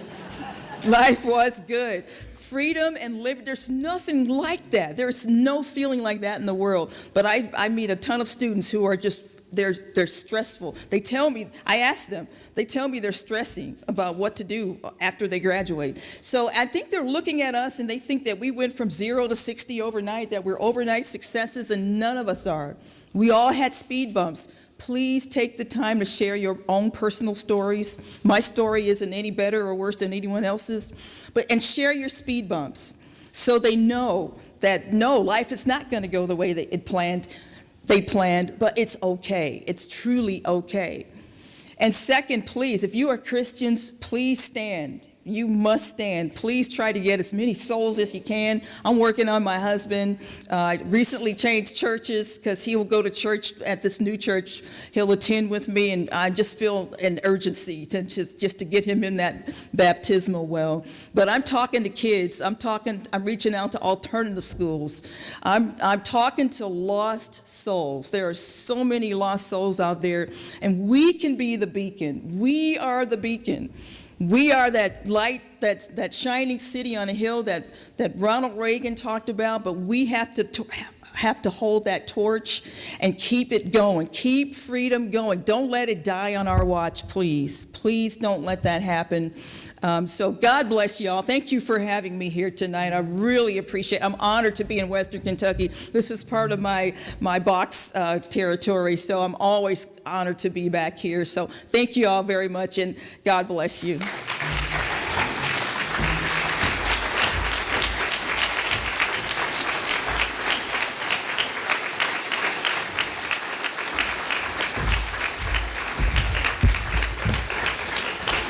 Big thank you to our Lieutenant Governor. Thank you for being here tonight. Well, so a priest, a politician, and a clown walk into a bar. The bartender says, "What is this, some kind of joke?" Now, I said that tonight because that's my introduction to someone who's coming up next, which you probably can already figure out. He's no joke. He's one funny guy. It's our Kentucky auditor, Mike Harmon. Mike?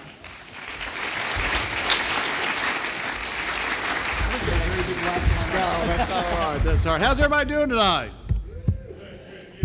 Well, Lieutenant Governor, Janine, I did want to tell you that you were talking about speed bumps. I do have a fear of speed bumps, but I'm slowly getting over it. So, now, everybody that I love being in West Kentucky, such a great group of people. And everybody that knows me knows I always like to start with something funny, even something other than that. So I want to tell you there was this one fella, and he wandered the world. And all of a sudden, he stumbles into this cannibal bar. He thought, a cannibal bar? That's crazy. Why is there a cannibal bar? And so he, it's kind of like, you ever been to those coffee shops, where they have like the prices, and up there they had like a missionary, $10. They had teacher, $20, construction worker, $50. But right down at the bottom, at the very bottom, they had politician, $125. And he thought, why in the world would a politician be $125? So he called a guy and said, what's the deal? Missionary down to politician. Why is a politician $125? The guy leans over and he says, you ever try to clean one of them things? Now, I know we don't have any politicians here. We have statesmen and stateswomen, so I know we're okay here. And as auditor, I don't know that we've cleaned any politicians, but we're certainly doing a good job auditing. Well, as I said, it's a pleasure being here tonight. We have so many great individuals. And I want to tell you just a little bit about the auditor's office, and then I want to talk a little bit about the 2018 election. We have been so blessed. We do over 600 audits per year. We have, depending on the time of the year, anywhere from 135 to 140 great individuals working for us. And I always like to, just when I'm talking quickly, because of time constraints, I like to talk about funny things that you find in audits. You know, we did the audit. Some of them are funny, some of them are not so funny, but we did the audit of the University of Louisville Foundation and the University of Louisville. Well, I know, but you know, the funny thing that we found about that is when we went in there, a $1 billion group, $1 billion organization, did not have budget to actuals. Did not have budget to actuals. I'm church moderator, and we do a budget to actual every month. So thought that was kind of interesting. When we did the audit of I felt like we were always in Louisville. When we did the audit of the Louisville Arena Authority, we did a financial statement audit, but we also did some expanded testing.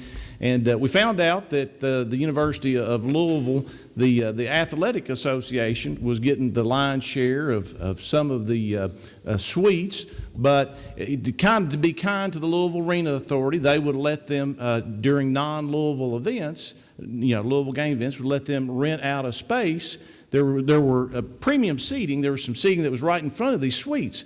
The only problem is you couldn't get to them unless you went through the suites, and you couldn't. If you didn't sell the seats to the people that owned the suites, a lot of times you couldn't get to them. So a lot of our auditors were trying to figure out, well, if they could sell those seats, how could they get to them? You know, maybe the ladder, maybe a grappling hook, a jet pack.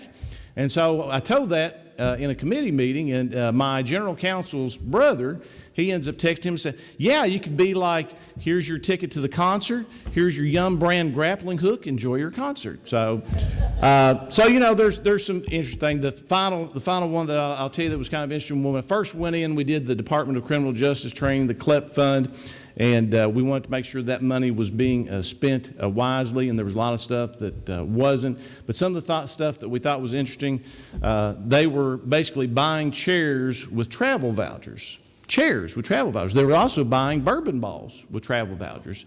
Now, I don't know about you, but chairs really aren't used for travel. But I guess if you've got wheels, maybe you could rationalize that they were traveling. But if you're eating those bourbon balls while you're on there, you know, you might get pulled over for DUI. So I don't know.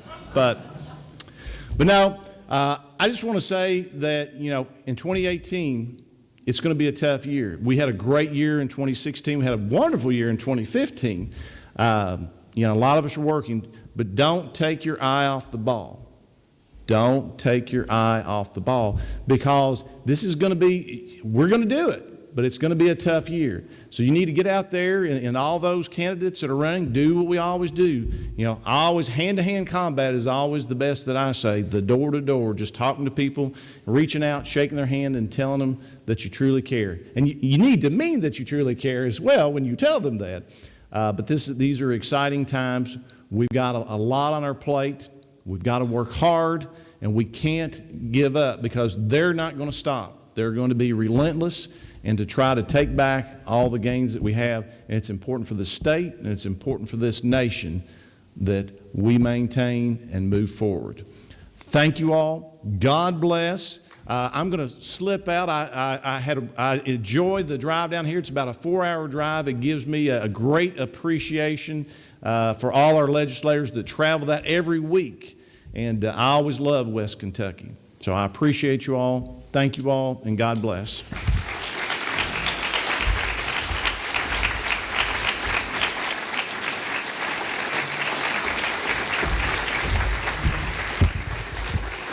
Thank you, Mike. Appreciate that. Well, I just want to take a moment to introduce a couple of folks out here. Several regional, local GOP leaders are with us tonight, and let me say thank you for your dedication, your hard work, and following through with the principles of the party. I want to mention our 1st District Executive Committee members that are here tonight. I'll start out with our youth chair, Corey Elder, which is right here. Corey. Our district treasurer, Kathy Dietrich, I think is here tonight. Is Kathy here? Yeah, there she is. Okay. First District Member at Large, Wilma Cooper. We'll call her Willie. Willie Cooper. First District Member at Large, Rick Grana, is here tonight, too, from McCracken County. And First District Member at Large, Keith Travis from Marshall County. Keith? So we're going to turn now to hear a quick word from a state senator and House members that are running this year. Stan Humphreys is not running this year, so he's in the 1st Congressional District. I believe it's the even number districts that are actually running this year. Is that right? I believe that's correct. And Stan Humphreys, 1st District, we appreciate him coming out tonight and introducing the Lieutenant Governor. Danny Carroll, I'm going to have Danny come on up now and take just a couple of minutes. We're going to let our candidates come up and take a couple of minutes to say a few words. Danny Carroll from Paducah, the 2nd District State Senator. So I get up and my wife says, make it quick. So I've had the warning. Lieutenant Governor Hampton, I thank you for being here. And what you all don't know is every Friday morning we have a prayer breakfast at the back of the cafeteria in Frankfort. And with the attacks that we are under as Christians these days, and it's constant, and it's even happening in Frankfort, and I think you all probably read some of the stories that Brother Lee, issues he's had recently, but it's comforting to know when you walk in the door that you see one of the top leaders of the state. If she's in town and she can, she's at that prayer breakfast. And I want you to know how much I appreciate you and the stance that you take for our state and for our God. And it's important that you all know that our God is with us in Frankfort. He's in session. And we have a lot of struggles, and He is there with us. It's good to be home, and after the struggles of the last few weeks, it's really good to be home. We have had a lot of issues going on, as Senator Humphrey said, a lot of struggles. But ladies and gentlemen, no one said it was going to be easy. It took the Democrats years and years to mess this up. It's going to take us at least a couple years to clean it up. And I'm confident that we're going to do that. And this session has been the most difficult, working through the pension struggles that we have. And that, along with tax reform, are probably the two largest issues we're going to tackle, the most difficult issues. And as I said, no one said it was going to be easy. We all have our opinions on things. We're dealing with state employees who are very valuable to us. And so the decisions aren't easy. But we are leaders. We must make difficult decisions. We must ensure a bright future for these young men and women who are here with us tonight, and we will do that. It may not be done in the time frame that we would like it to be done in, but I am confident it will be done. It's always darkest before the dawn, and ladies and gentlemen, we are on the verge of the dawn. You look at last year, $9.2 billion in new investment, 7,200 new jobs created. All the signs are there. We must get through these struggles that we have before us, and you're going to see a Kentucky that's going to boom economically. The quality of life of our people will go up. We will be able to better take care of those who need our help. We'll be able to take better care of our employees in the state, and I'm convinced that that's about to happen. The signs are there, and we are making a difference. The changes we have already made have sent a strong message out to business and industry throughout this country. Those who make decisions on where to look at, they see what's going on in our state through right to work, prevailing wage, all the things that we've done to make us a better environment, to succeed, a better quality of life for our people. Those things are being done. Much work to be done, much to be proud of. Thank you all for your support, especially those from my district that work to support our party, that work to support our candidates. Thank you so much for your efforts. It doesn't go unnoticed. It may not always be visible, but it is very much appreciated. Thank you. You all have a good night. Thank you, Danny. And next is 2nd District Representative Richard Heath. Richard? Thank you. Appreciate that. I'm going to pick up a little bit on what Danny was talking about with the pension. We've all read the newspapers, we've seen the emails, and there's some information I want to share with you that you haven't read in the paper. As you know, the governor had the first shot at presenting a pension plan that came out in October. That was on a Friday. on a Tuesday. Following Tuesday, our House Republican Caucus met, and we shared with our leadership there's some things about the governor's pension plan that we can't support. And they agreed, and they took our concerns and went down the hall to the Senate, and come to find out the Senate had some things that they needed to tweak a little bit. So for the last 4 months, the leadership in the House and the leadership in the Senate have been going back and forth and tweaking the plan, and they've actually, every time they tweak something, they have to have it scored. So as a result of this back and forth over 4 months now, they've scored over 20 different plans. And what we have is a data-driven plan. You take the emotion out, you take the name calling out, you just look at the data, and we have a plan. And I really hope that we can move that plan forward. If it takes a little more compromise or a little more tweaking, that's fine too. But with all that going on, what we have is a compromise. And when you get right down to it, isn't that what we want? We can have a compromise or we can have gridlock. Either way, we're going to have to pay a price to either pass a compromise plan or come away with nothing and come away with gridlock. And for my part, I want to pass a pension plan. When I shared with my folks back in Graves County at a town hall meeting back in November, I explained to them that the number one priority for me was to save the pension. Number two was to make it as palatable as possible for everyone involved. And I stick with that. Number one priority for me is to save the pension, and I feel confident that we can get that done, and appreciate you guys taking the time to listen to me.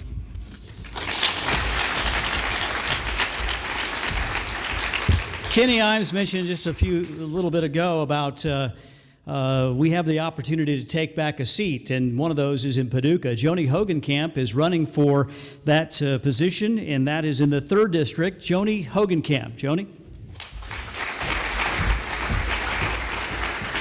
Thank you very much, Greg, for letting us come down and speak, and for the Calloway County Republican Party for sponsoring this event.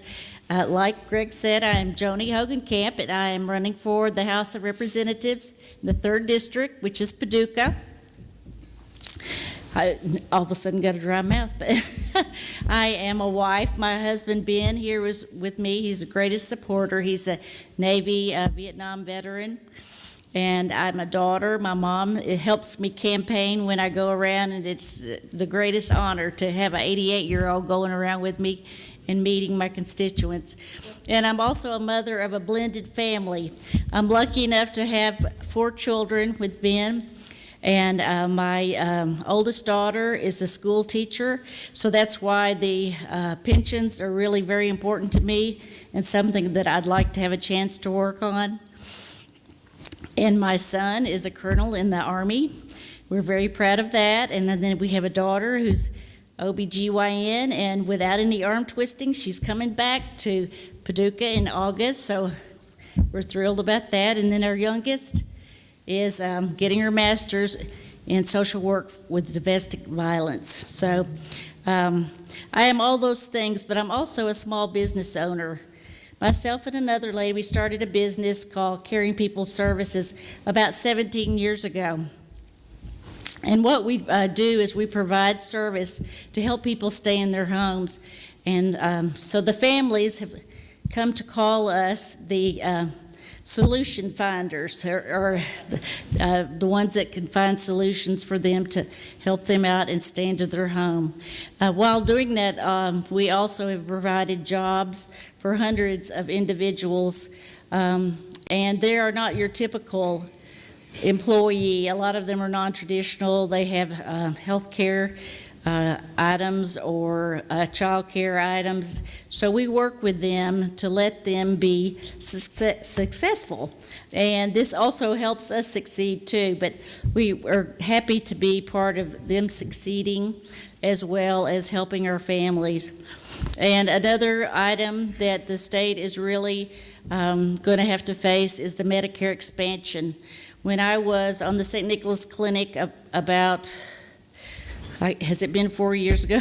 I don't remember, but when Obamacare came in, and the rolls of our St. Nicholas Clinic fell off greatly. And we knew then that the Medicare expansion had been much larger than we expected, and that was fine the first 2 years when the federal government paid for that. But when they no longer wanted to pay, then that came on to us. And so I feel like when it comes down to it, I have a primary with another person, but I feel like I'm the best candidate because I do have the healthcare experience for over 30 years in this. The expansion, as I said, is something that we're going to have to deal with. I'm also a job creator, and I find solutions for problems. So I really feel like I'm the best choice when we go to the polls in May 22nd. So I ask for your vote. Thank you very much.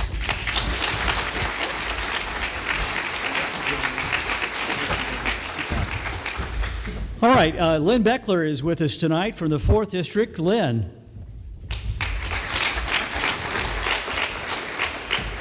Thanks, Greg, and thank all of you for being here. I'm consistently amazed every year that you've been kind enough to invite me, and it's just a wonderful turnout, and the work that you all do down in the 4th District is mine, excuse me, that you do in all the districts. Now, I would appreciate a lot of help in the 4th, too. But as a number of people have spoken about tonight, I, too, came up with the Tea Party, and I still continue to fight to try and keep our tax system at least palatable. We've passed a budget in the House that had over $500 million in new taxes, and I think that the Senate probably is going to address that for us, and I'm hopeful. Some more tax bills are going to be filed and brought forth, and I will continue to fight against those. The things that are going on in the General Assembly this year are truly, truly important to the state of Kentucky. The Commonwealth needs to have tax reform. We need to be able to have pensions that are survivable.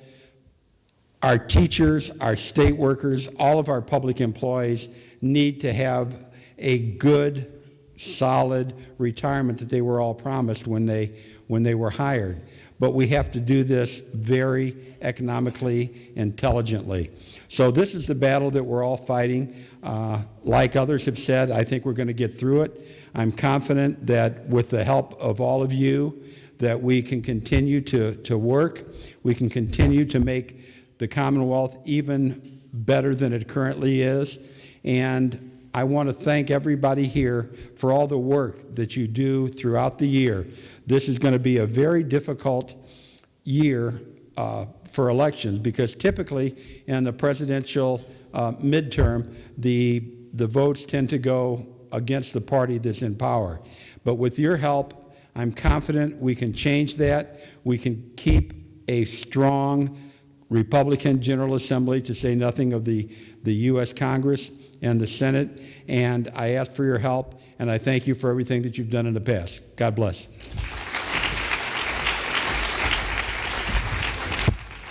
Well, as you heard, Kenny Ives is going to be running for the Calloway County Judge Executive's position, and our current Judge Executive is going to be running in the 5th District, and that's this man right here, Larry Elkins. Larry? Good job. Good evening, ladies and gentlemen. As part of my official duties as Judge Executive, happy to see everyone in Murray tonight. If you want to stop and buy some gas or spend a little money before you leave, we would appreciate it. A little bit of information. The 5th, I think most people know the 5th District consists of all of Calloway County and a large portion of Trigg. I'm looking forward to meeting a lot of people in Trigg. I think I've been Judge Executive, will be 20 years in December, so it won't take a lot of introduction to the people in Calloway County, but I am making a lot of new friends in Trigg County. Look forward to meeting more people, working real hard in that part of the district, as well as working in Calloway County. A couple of things, personal issues. My wife and I have been married for a long time. We have 3 grown children. We have 5 grandchildren. The oldest one is 25 years old. The youngest one is 1 year old. And I share that with you tonight because our 1-year-old is spending his first night tonight away from mother at our house. I got a message from my wife a short time ago. It was a short message. Hurry home. So we're very proud of our grandchildren, and they're obviously like anyone who has grandchildren, they're the joy of our life. No offense to all the national officials and our state officials. Oftentimes, many of us believe that government initiates at home. I'd like to introduce someone tonight who I think deserves our support and help. Judge Executive Kevin Neal and his family is here tonight. Would you stand up, please?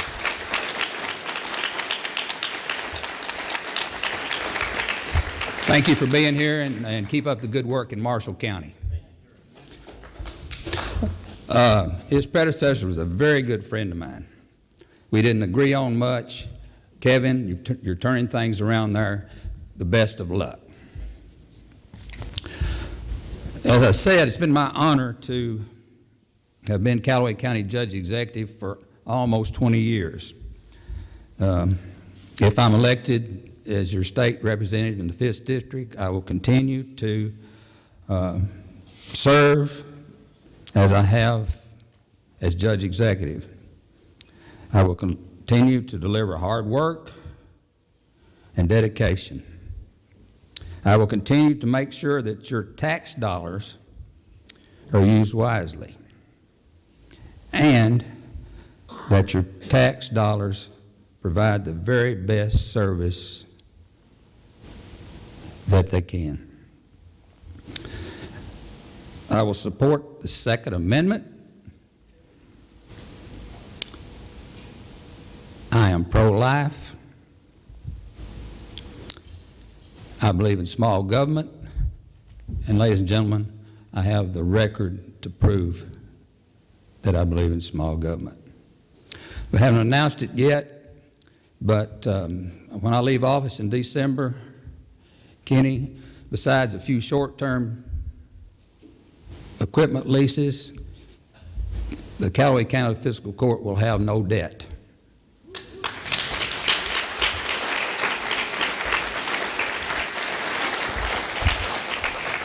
We're making our last payment, or have made our last payment, in March on our judicial center.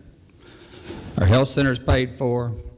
All of our county buildings are paid for, well maintained, and ever who the next judge executive will have some money in the bank, unlike some counties, in December of this year. So I want to thank everyone who has supported me over the years as judge executive.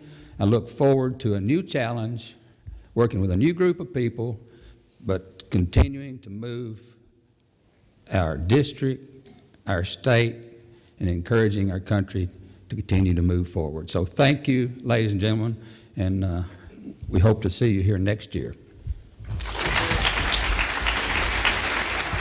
Thank you, Larry. Now, another one of those areas that we have an opportunity to gain is in the 6th District, and there are two candidates here tonight that are running in the Republican primary. One of those is Randy Fox. Randy? Thank you, Greg. And it is very exciting to be here. Most of you know my wife, Tina, 35 years of marriage.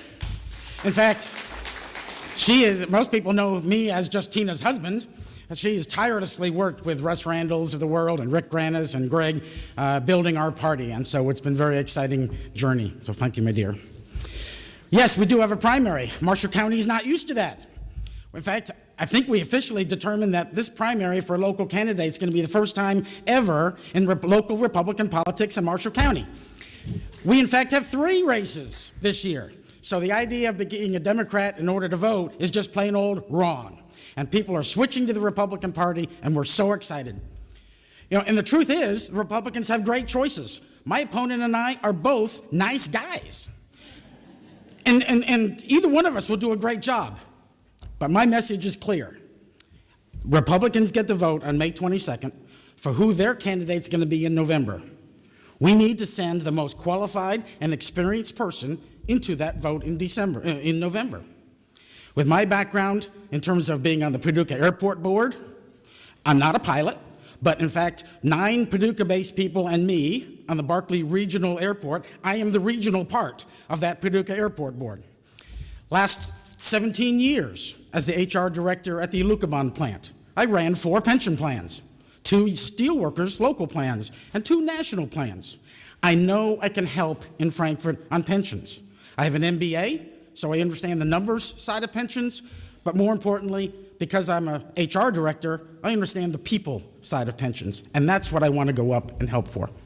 And lastly, 3 different governors over the last 12 years have appointed me to a state HR commission on employee training and jobs. So I'm already in Frankfort every 2 months, working with the legislature and making sure that tax dollars get sent out to local manufacturers for employee training and expanding jobs. And as far as I'm concerned, I think everyone, even the Democrats, have acknowledged that the qualifications I bring to the table are unsurpassed. But the truth is, the electors don't really care how much you know. They want to know that you care. And so that's the second message I'm bringing out, that I stand for those who are not strong enough to stand up for themselves. Not strong enough to stand up for themselves are who Randy and Tina Fox stand up for. And that's the message that I really want to have come out. Yes, I'm qualified, but I have the right heart. And we need to send that up to Frankfort. And then lastly, yes, I've been a lifelong conservative Republican, helped build the party, and I just think we need to send that type of Christian, conservative, pro-life. In fact, I'm more than pro-life. I'm abolish abortion person, and that's who we need to send to Frankfort. So for all those reasons, I ask for your vote in May, and then send Fox to Frankfort in November. Thank you.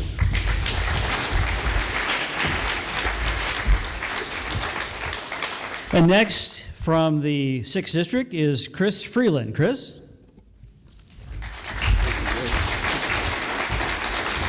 Thank you, Greg. Greg was actually my first boss after graduating college. I worked for him at Froggy 103.7 as a sales rep. So anyway, glad to be here tonight. What a great event. It's just wonderful to be in the crowd and presence of such people that I respect and admire. And one of my good friends, Kenny Imes, is here tonight, and Kenny needs probably an extra bonus this year. Kenny kind of serves as the 6th District representative for a lot of our people in Marshall County, so they depend on him to take care of things in the 6th District. But one of the things about myself, my wife Lori is here. These lights are awful bright, but Lori, my wife, is here, and she's my best friend and certainly my greatest supporter.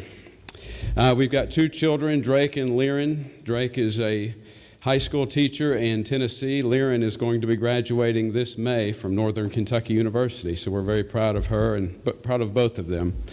My job over the last 25 years, I'm a graduate of Murray State University. I have a degree in advertising and history and also a master's degree in communications. I'm a proud alumni of Murray State. And I have a career in radio, started, as I said, working for Greg here for about 3 years. And that was until our family had the means and funds together to purchase the station that my father has worked at since before I was born in 1968. And he has been in radio, in public broadcasting for, this will be his 65th year. And it's amazing to think the people in the 6th District literally grew up listening to my father. And 25 years ago, I started there, and he kind of handed off the mic and the duties of the station to me. And since then, we have now grown that to 5 radio stations, 3 here in Kentucky and 2 in Tennessee, and an online newspaper, the MarshallCountyDaily.com. And it's in that work in radio and public broadcasting that gives you the opportunity to be part of so much in this community and throughout the region. I've become good friends with all of our elected officials, all of our community members, our business leaders, and that job, it gives you that ability to do that. And it's something that I cherish and I enjoy doing, and I want to take that to the next level and represent the people that I know and I work with on a daily basis in Frankfort and be their voice. And the voice that I want to be for this district is I think, one that Democrats and Republicans both can really hone in on, and it's one of my heroes, Ronald Reagan, my favorite all-time president. And he said, you can't be for big government, big bureaucracy, and big taxes and still be for the little guy. And that's who we are. We're the little guy. And that's who we need to be the voice for. So anyway, I appreciate your support and your prayers and your encouragement. And you can find me on Facebook at Chris Freeland for State Representative, or give me a call at the radio station. I'd be glad to talk to you and hear any advice or tips or any prayers. I sure would appreciate it. So thank you very much.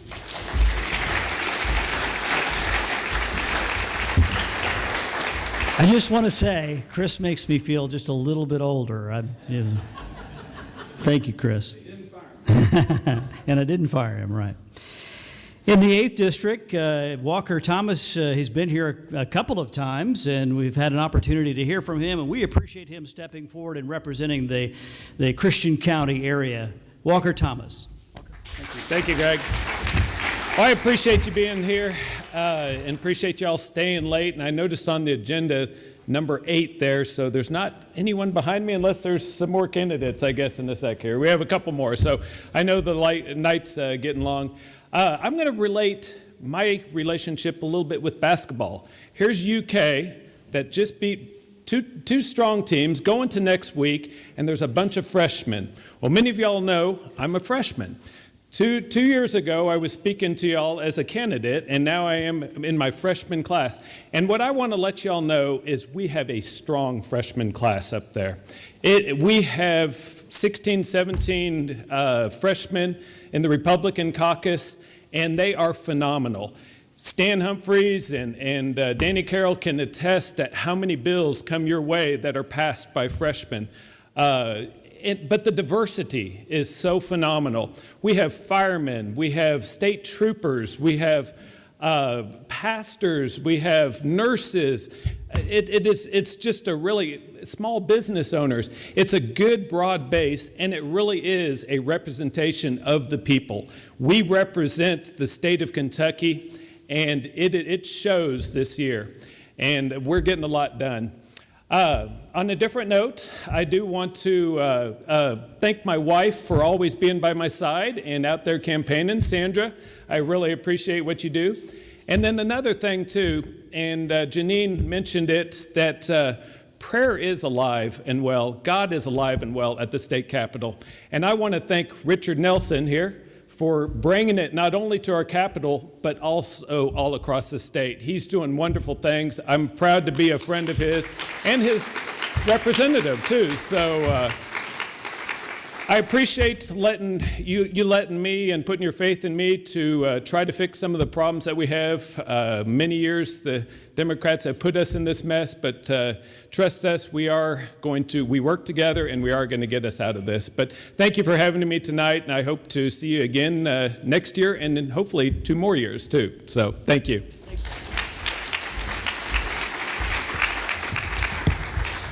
Well, we are completed our candidates for this year, but in 2019, there will be the statewide constitutional offices that will come up. A couple of these guys have contacted me and asked me, could they say just a couple of words, and we're going to keep it as brief as possible. I'm going to have both of these guys come up here.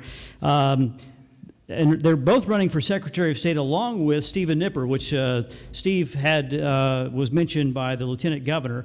But these guys asked if they could say a couple words. I'm going to let them do that. First is Michael Adams, and Michael is actually from Paducah, and I think he's living in Louisville now. Michael?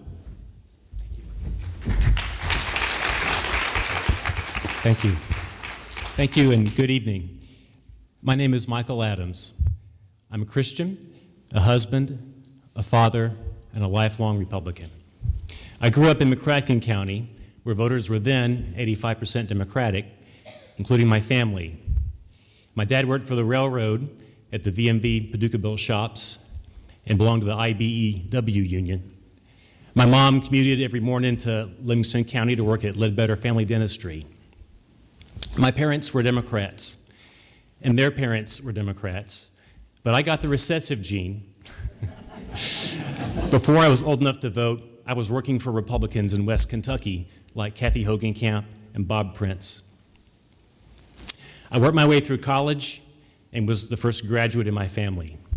I did well enough in my studies to get into Harvard Law School, which I attended with aid for the less fortunate. My goal was to become an election lawyer for the Republican Party.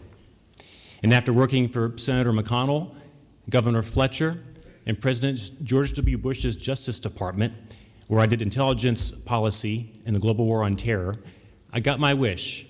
I was named General Counsel for the Republican Governors Association. And for the last 11 years, I've helped them compete in governor's races in all 50 states, including the last 3 cycles here in Kentucky.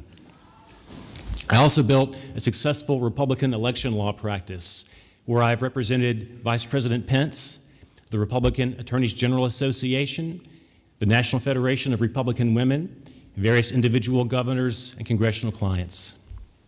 And in 2016, Governor Bevin did me the high honor of appointing me to the State Board of Elections here in Kentucky. I'm here tonight to ask for your consideration in next year's Republican primary for Secretary of State. The Secretary of State is the chair of the State Board of Elections and Kentucky's top elections official. With all humility, I believe I'm the best qualified person for that job, qualified by my experience as a nationally recognized Republican election lawyer and by my service on the State Board of Elections. I'm uniquely suited to help make it easy to vote and hard to cheat, to police our elections and ensure they're free and fair, and to use the office of Secretary of State to encourage citizen participation. There's one more thing. I can win. With 25 years of experience helping Republicans win here in West Kentucky and all across America, I know how to build and how to finance a winning campaign. In 2003 and 2007, Republicans won the office of Secretary of State because we nominated a strong candidate who could raise money and establish credibility with voters. In 2019, let's do that again. My name is Michael Adams. Thank you for letting me speak, and I look forward to meeting you all after the dinner. Thank you very much.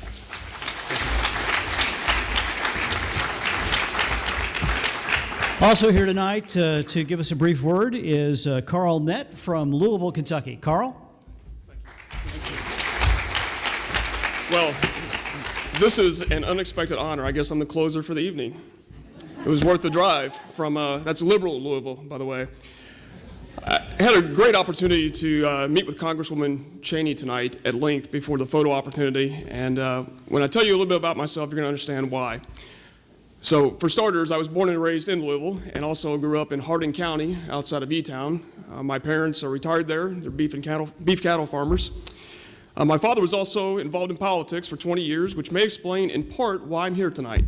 Dad was a member of the General Assembly for 20 years as a Democrat. And like all Democrats, all good Democrats, he raised nothing but Republican kids. In fact, I'll give Kenny Imes a shout out again. He served with my father for many years. My experience growing up in Louisville, I wanted to be a basketball player when I grew up. I didn't get the height, the jump shot, anything else. You know, I couldn't play for Kentucky, let alone the NBA, although they're better usually. But I left Kentucky after the terrorist attacks of 9/11, when recruited by the Secret Service. I graduated first in class from 2 paramilitary academies. The first was the Federal Law Enforcement Training Center. I went to the one in Artesia, New Mexico. And then, of course, the Secret Service Academy in Beltsville, Maryland. And I had the opportunity to serve as a member of the Presidential Protective Division and the Vice Presidential Protective Division, traveling the country and the world for 6 years in support of our President, our Vice President, and numerous dignitaries and world leaders. And the 9/11 Secret Service badge I'm wearing tonight was in honor of Congresswoman Cheney's father, who was one of my protectees. I was with him many venues throughout our country. And there has been no more resolute warrior in the global war on terror than Dick Cheney. So I was honored very much to be affiliated with him in even a small way. In 2008, I resigned my commission with the Secret Service because I was recruited onto a contract with the Central Intelligence Agency. Specifically, I supported the National Clandestine Service and volunteered for hazardous duty assignment in Afghanistan. I underwent training at their facility known as The Farm, which is at Camp Perry in Williamsburg, Virginia. Unlike the farm I know in Hardin County, there are no cows, no horses, no cash crops, but instead machine gun fire and explosions and high-speed car chases and wrecks. I had a hell of a good time. In Bagram, I was embedded with Special Operations Forces, where we worked to develop actionable intelligence for capture-kill raids against Al-Qaeda, Taliban, and other associated groups. And it's true, I didn't run for Secretary of State 4 years ago, but now you know why. I was a little busy. In 2011, the Pentagon asked me to lead a specialized unit at Guantanamo Bay, Cuba, where, as the Congresswoman mentioned tonight, resides Khalid Sheikh Mohammed, the so-called mastermind. And I had the opportunity to get this close to him, so it's on my bucket list, I suppose. I've also received an offer from the FBI as a special agent. Boo, I did not accept. And in 2013, I wrote my first book, an anthology of U.S. history entitled The Style of This Confederacy, endorsed by, among others, Herschel Woody Williams, who's the last surviving Medal of Honor recipient from the Battle of Iwo Jima, where U.S. Marines raised the flag atop Mount Suribachi. And if you watched this year's Super Bowl, you saw Woody flip the coin. I'm hosting an event to support his foundation in Louisville, May 19th of this year. You can check me out on social media. I've got cards if you don't have one already. And if you can join us, that'd be fantastic. It's not a political event. It supports his cause, which seeks to honor Gold Star families, those who have sacrificed a loved one in service to our country. So why am I running for Secretary of State? Well, first and foremost, Kentucky is my past, present, and future home. I live in the house I grew up in. I'm there with my Connecticut-born wife, a former Obama voter who I fixed, and our 2 children, my son Logan, who's 4 years old, and our daughter Savannah Catherine. And I'm running for this office specifically, and I think we have a lot of great candidates, but I believe I am the most qualified. Our election system is more and more challenged right now by security and geopolitical concerns. 17 years with the top secret SCI clearance, I am deeply embedded in the intelligence community. I know the tricks of the trade. I'm a subject matter expert. Vladimir Putin's worst nightmare is to have 50 Secretary of States with my background. I promise you that. So I'd very much appreciate your support and consideration as we move forward. And I also add, I don't think Allison Grimes wants to see me as her successor, because also part of my background is that of an investigator. And one of the first things I would do is turn that office inside out, upside down. She's leaving office under FBI investigation, under investigation by the State Ethics Commission, and is the subject of a whistleblower lawsuit. The gentleman who initiated that was working closely advising my campaign. So thank you very much. I appreciate the opportunity to be here, and I'll stick around as long as you folks will have me. Good night.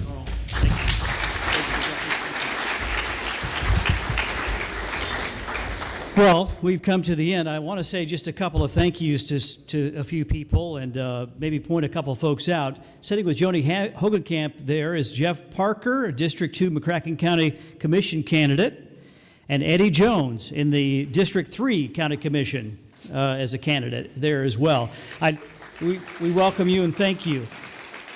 I know there are other candidates, and they mentioned Kevin Neal, and we appreciate Kevin so much for his working in Marshall County and making a difference there, and we know that he needs our support, as it was said, so thank you for that.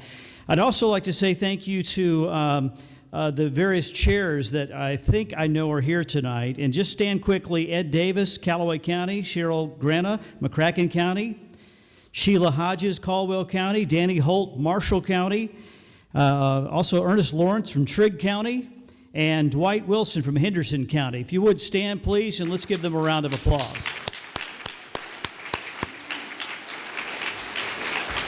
I hope I didn't miss any county chairs. I thought I did miss a county chair. I'm sorry about that. And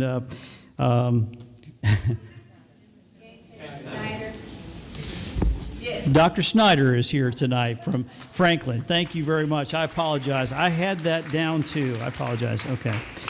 All right. Well, it's very good, again, for everybody to be here tonight. There's one final thought that I wanted to just leave you with. If you want to, and this is something that we'll probably just put in the garbage as we go out tonight, but on the back is the GOP platform principles. And I just remind you as we leave tonight, and I'm not going to read all these, but the very first one says, "We, the Republican Party, reaffirm the principles that unite us in a common purpose." That's why we're here tonight, to celebrate the values of the Republican Party and its conservative nature. So we say some things, we do some things, and oftentimes we wonder, are we making a difference? I believe we are. I believe that we are making a difference one person at a time, and you can tell here in Kentucky that we've had change. Thank you for being here tonight. Drive safe, and we'll see you next year.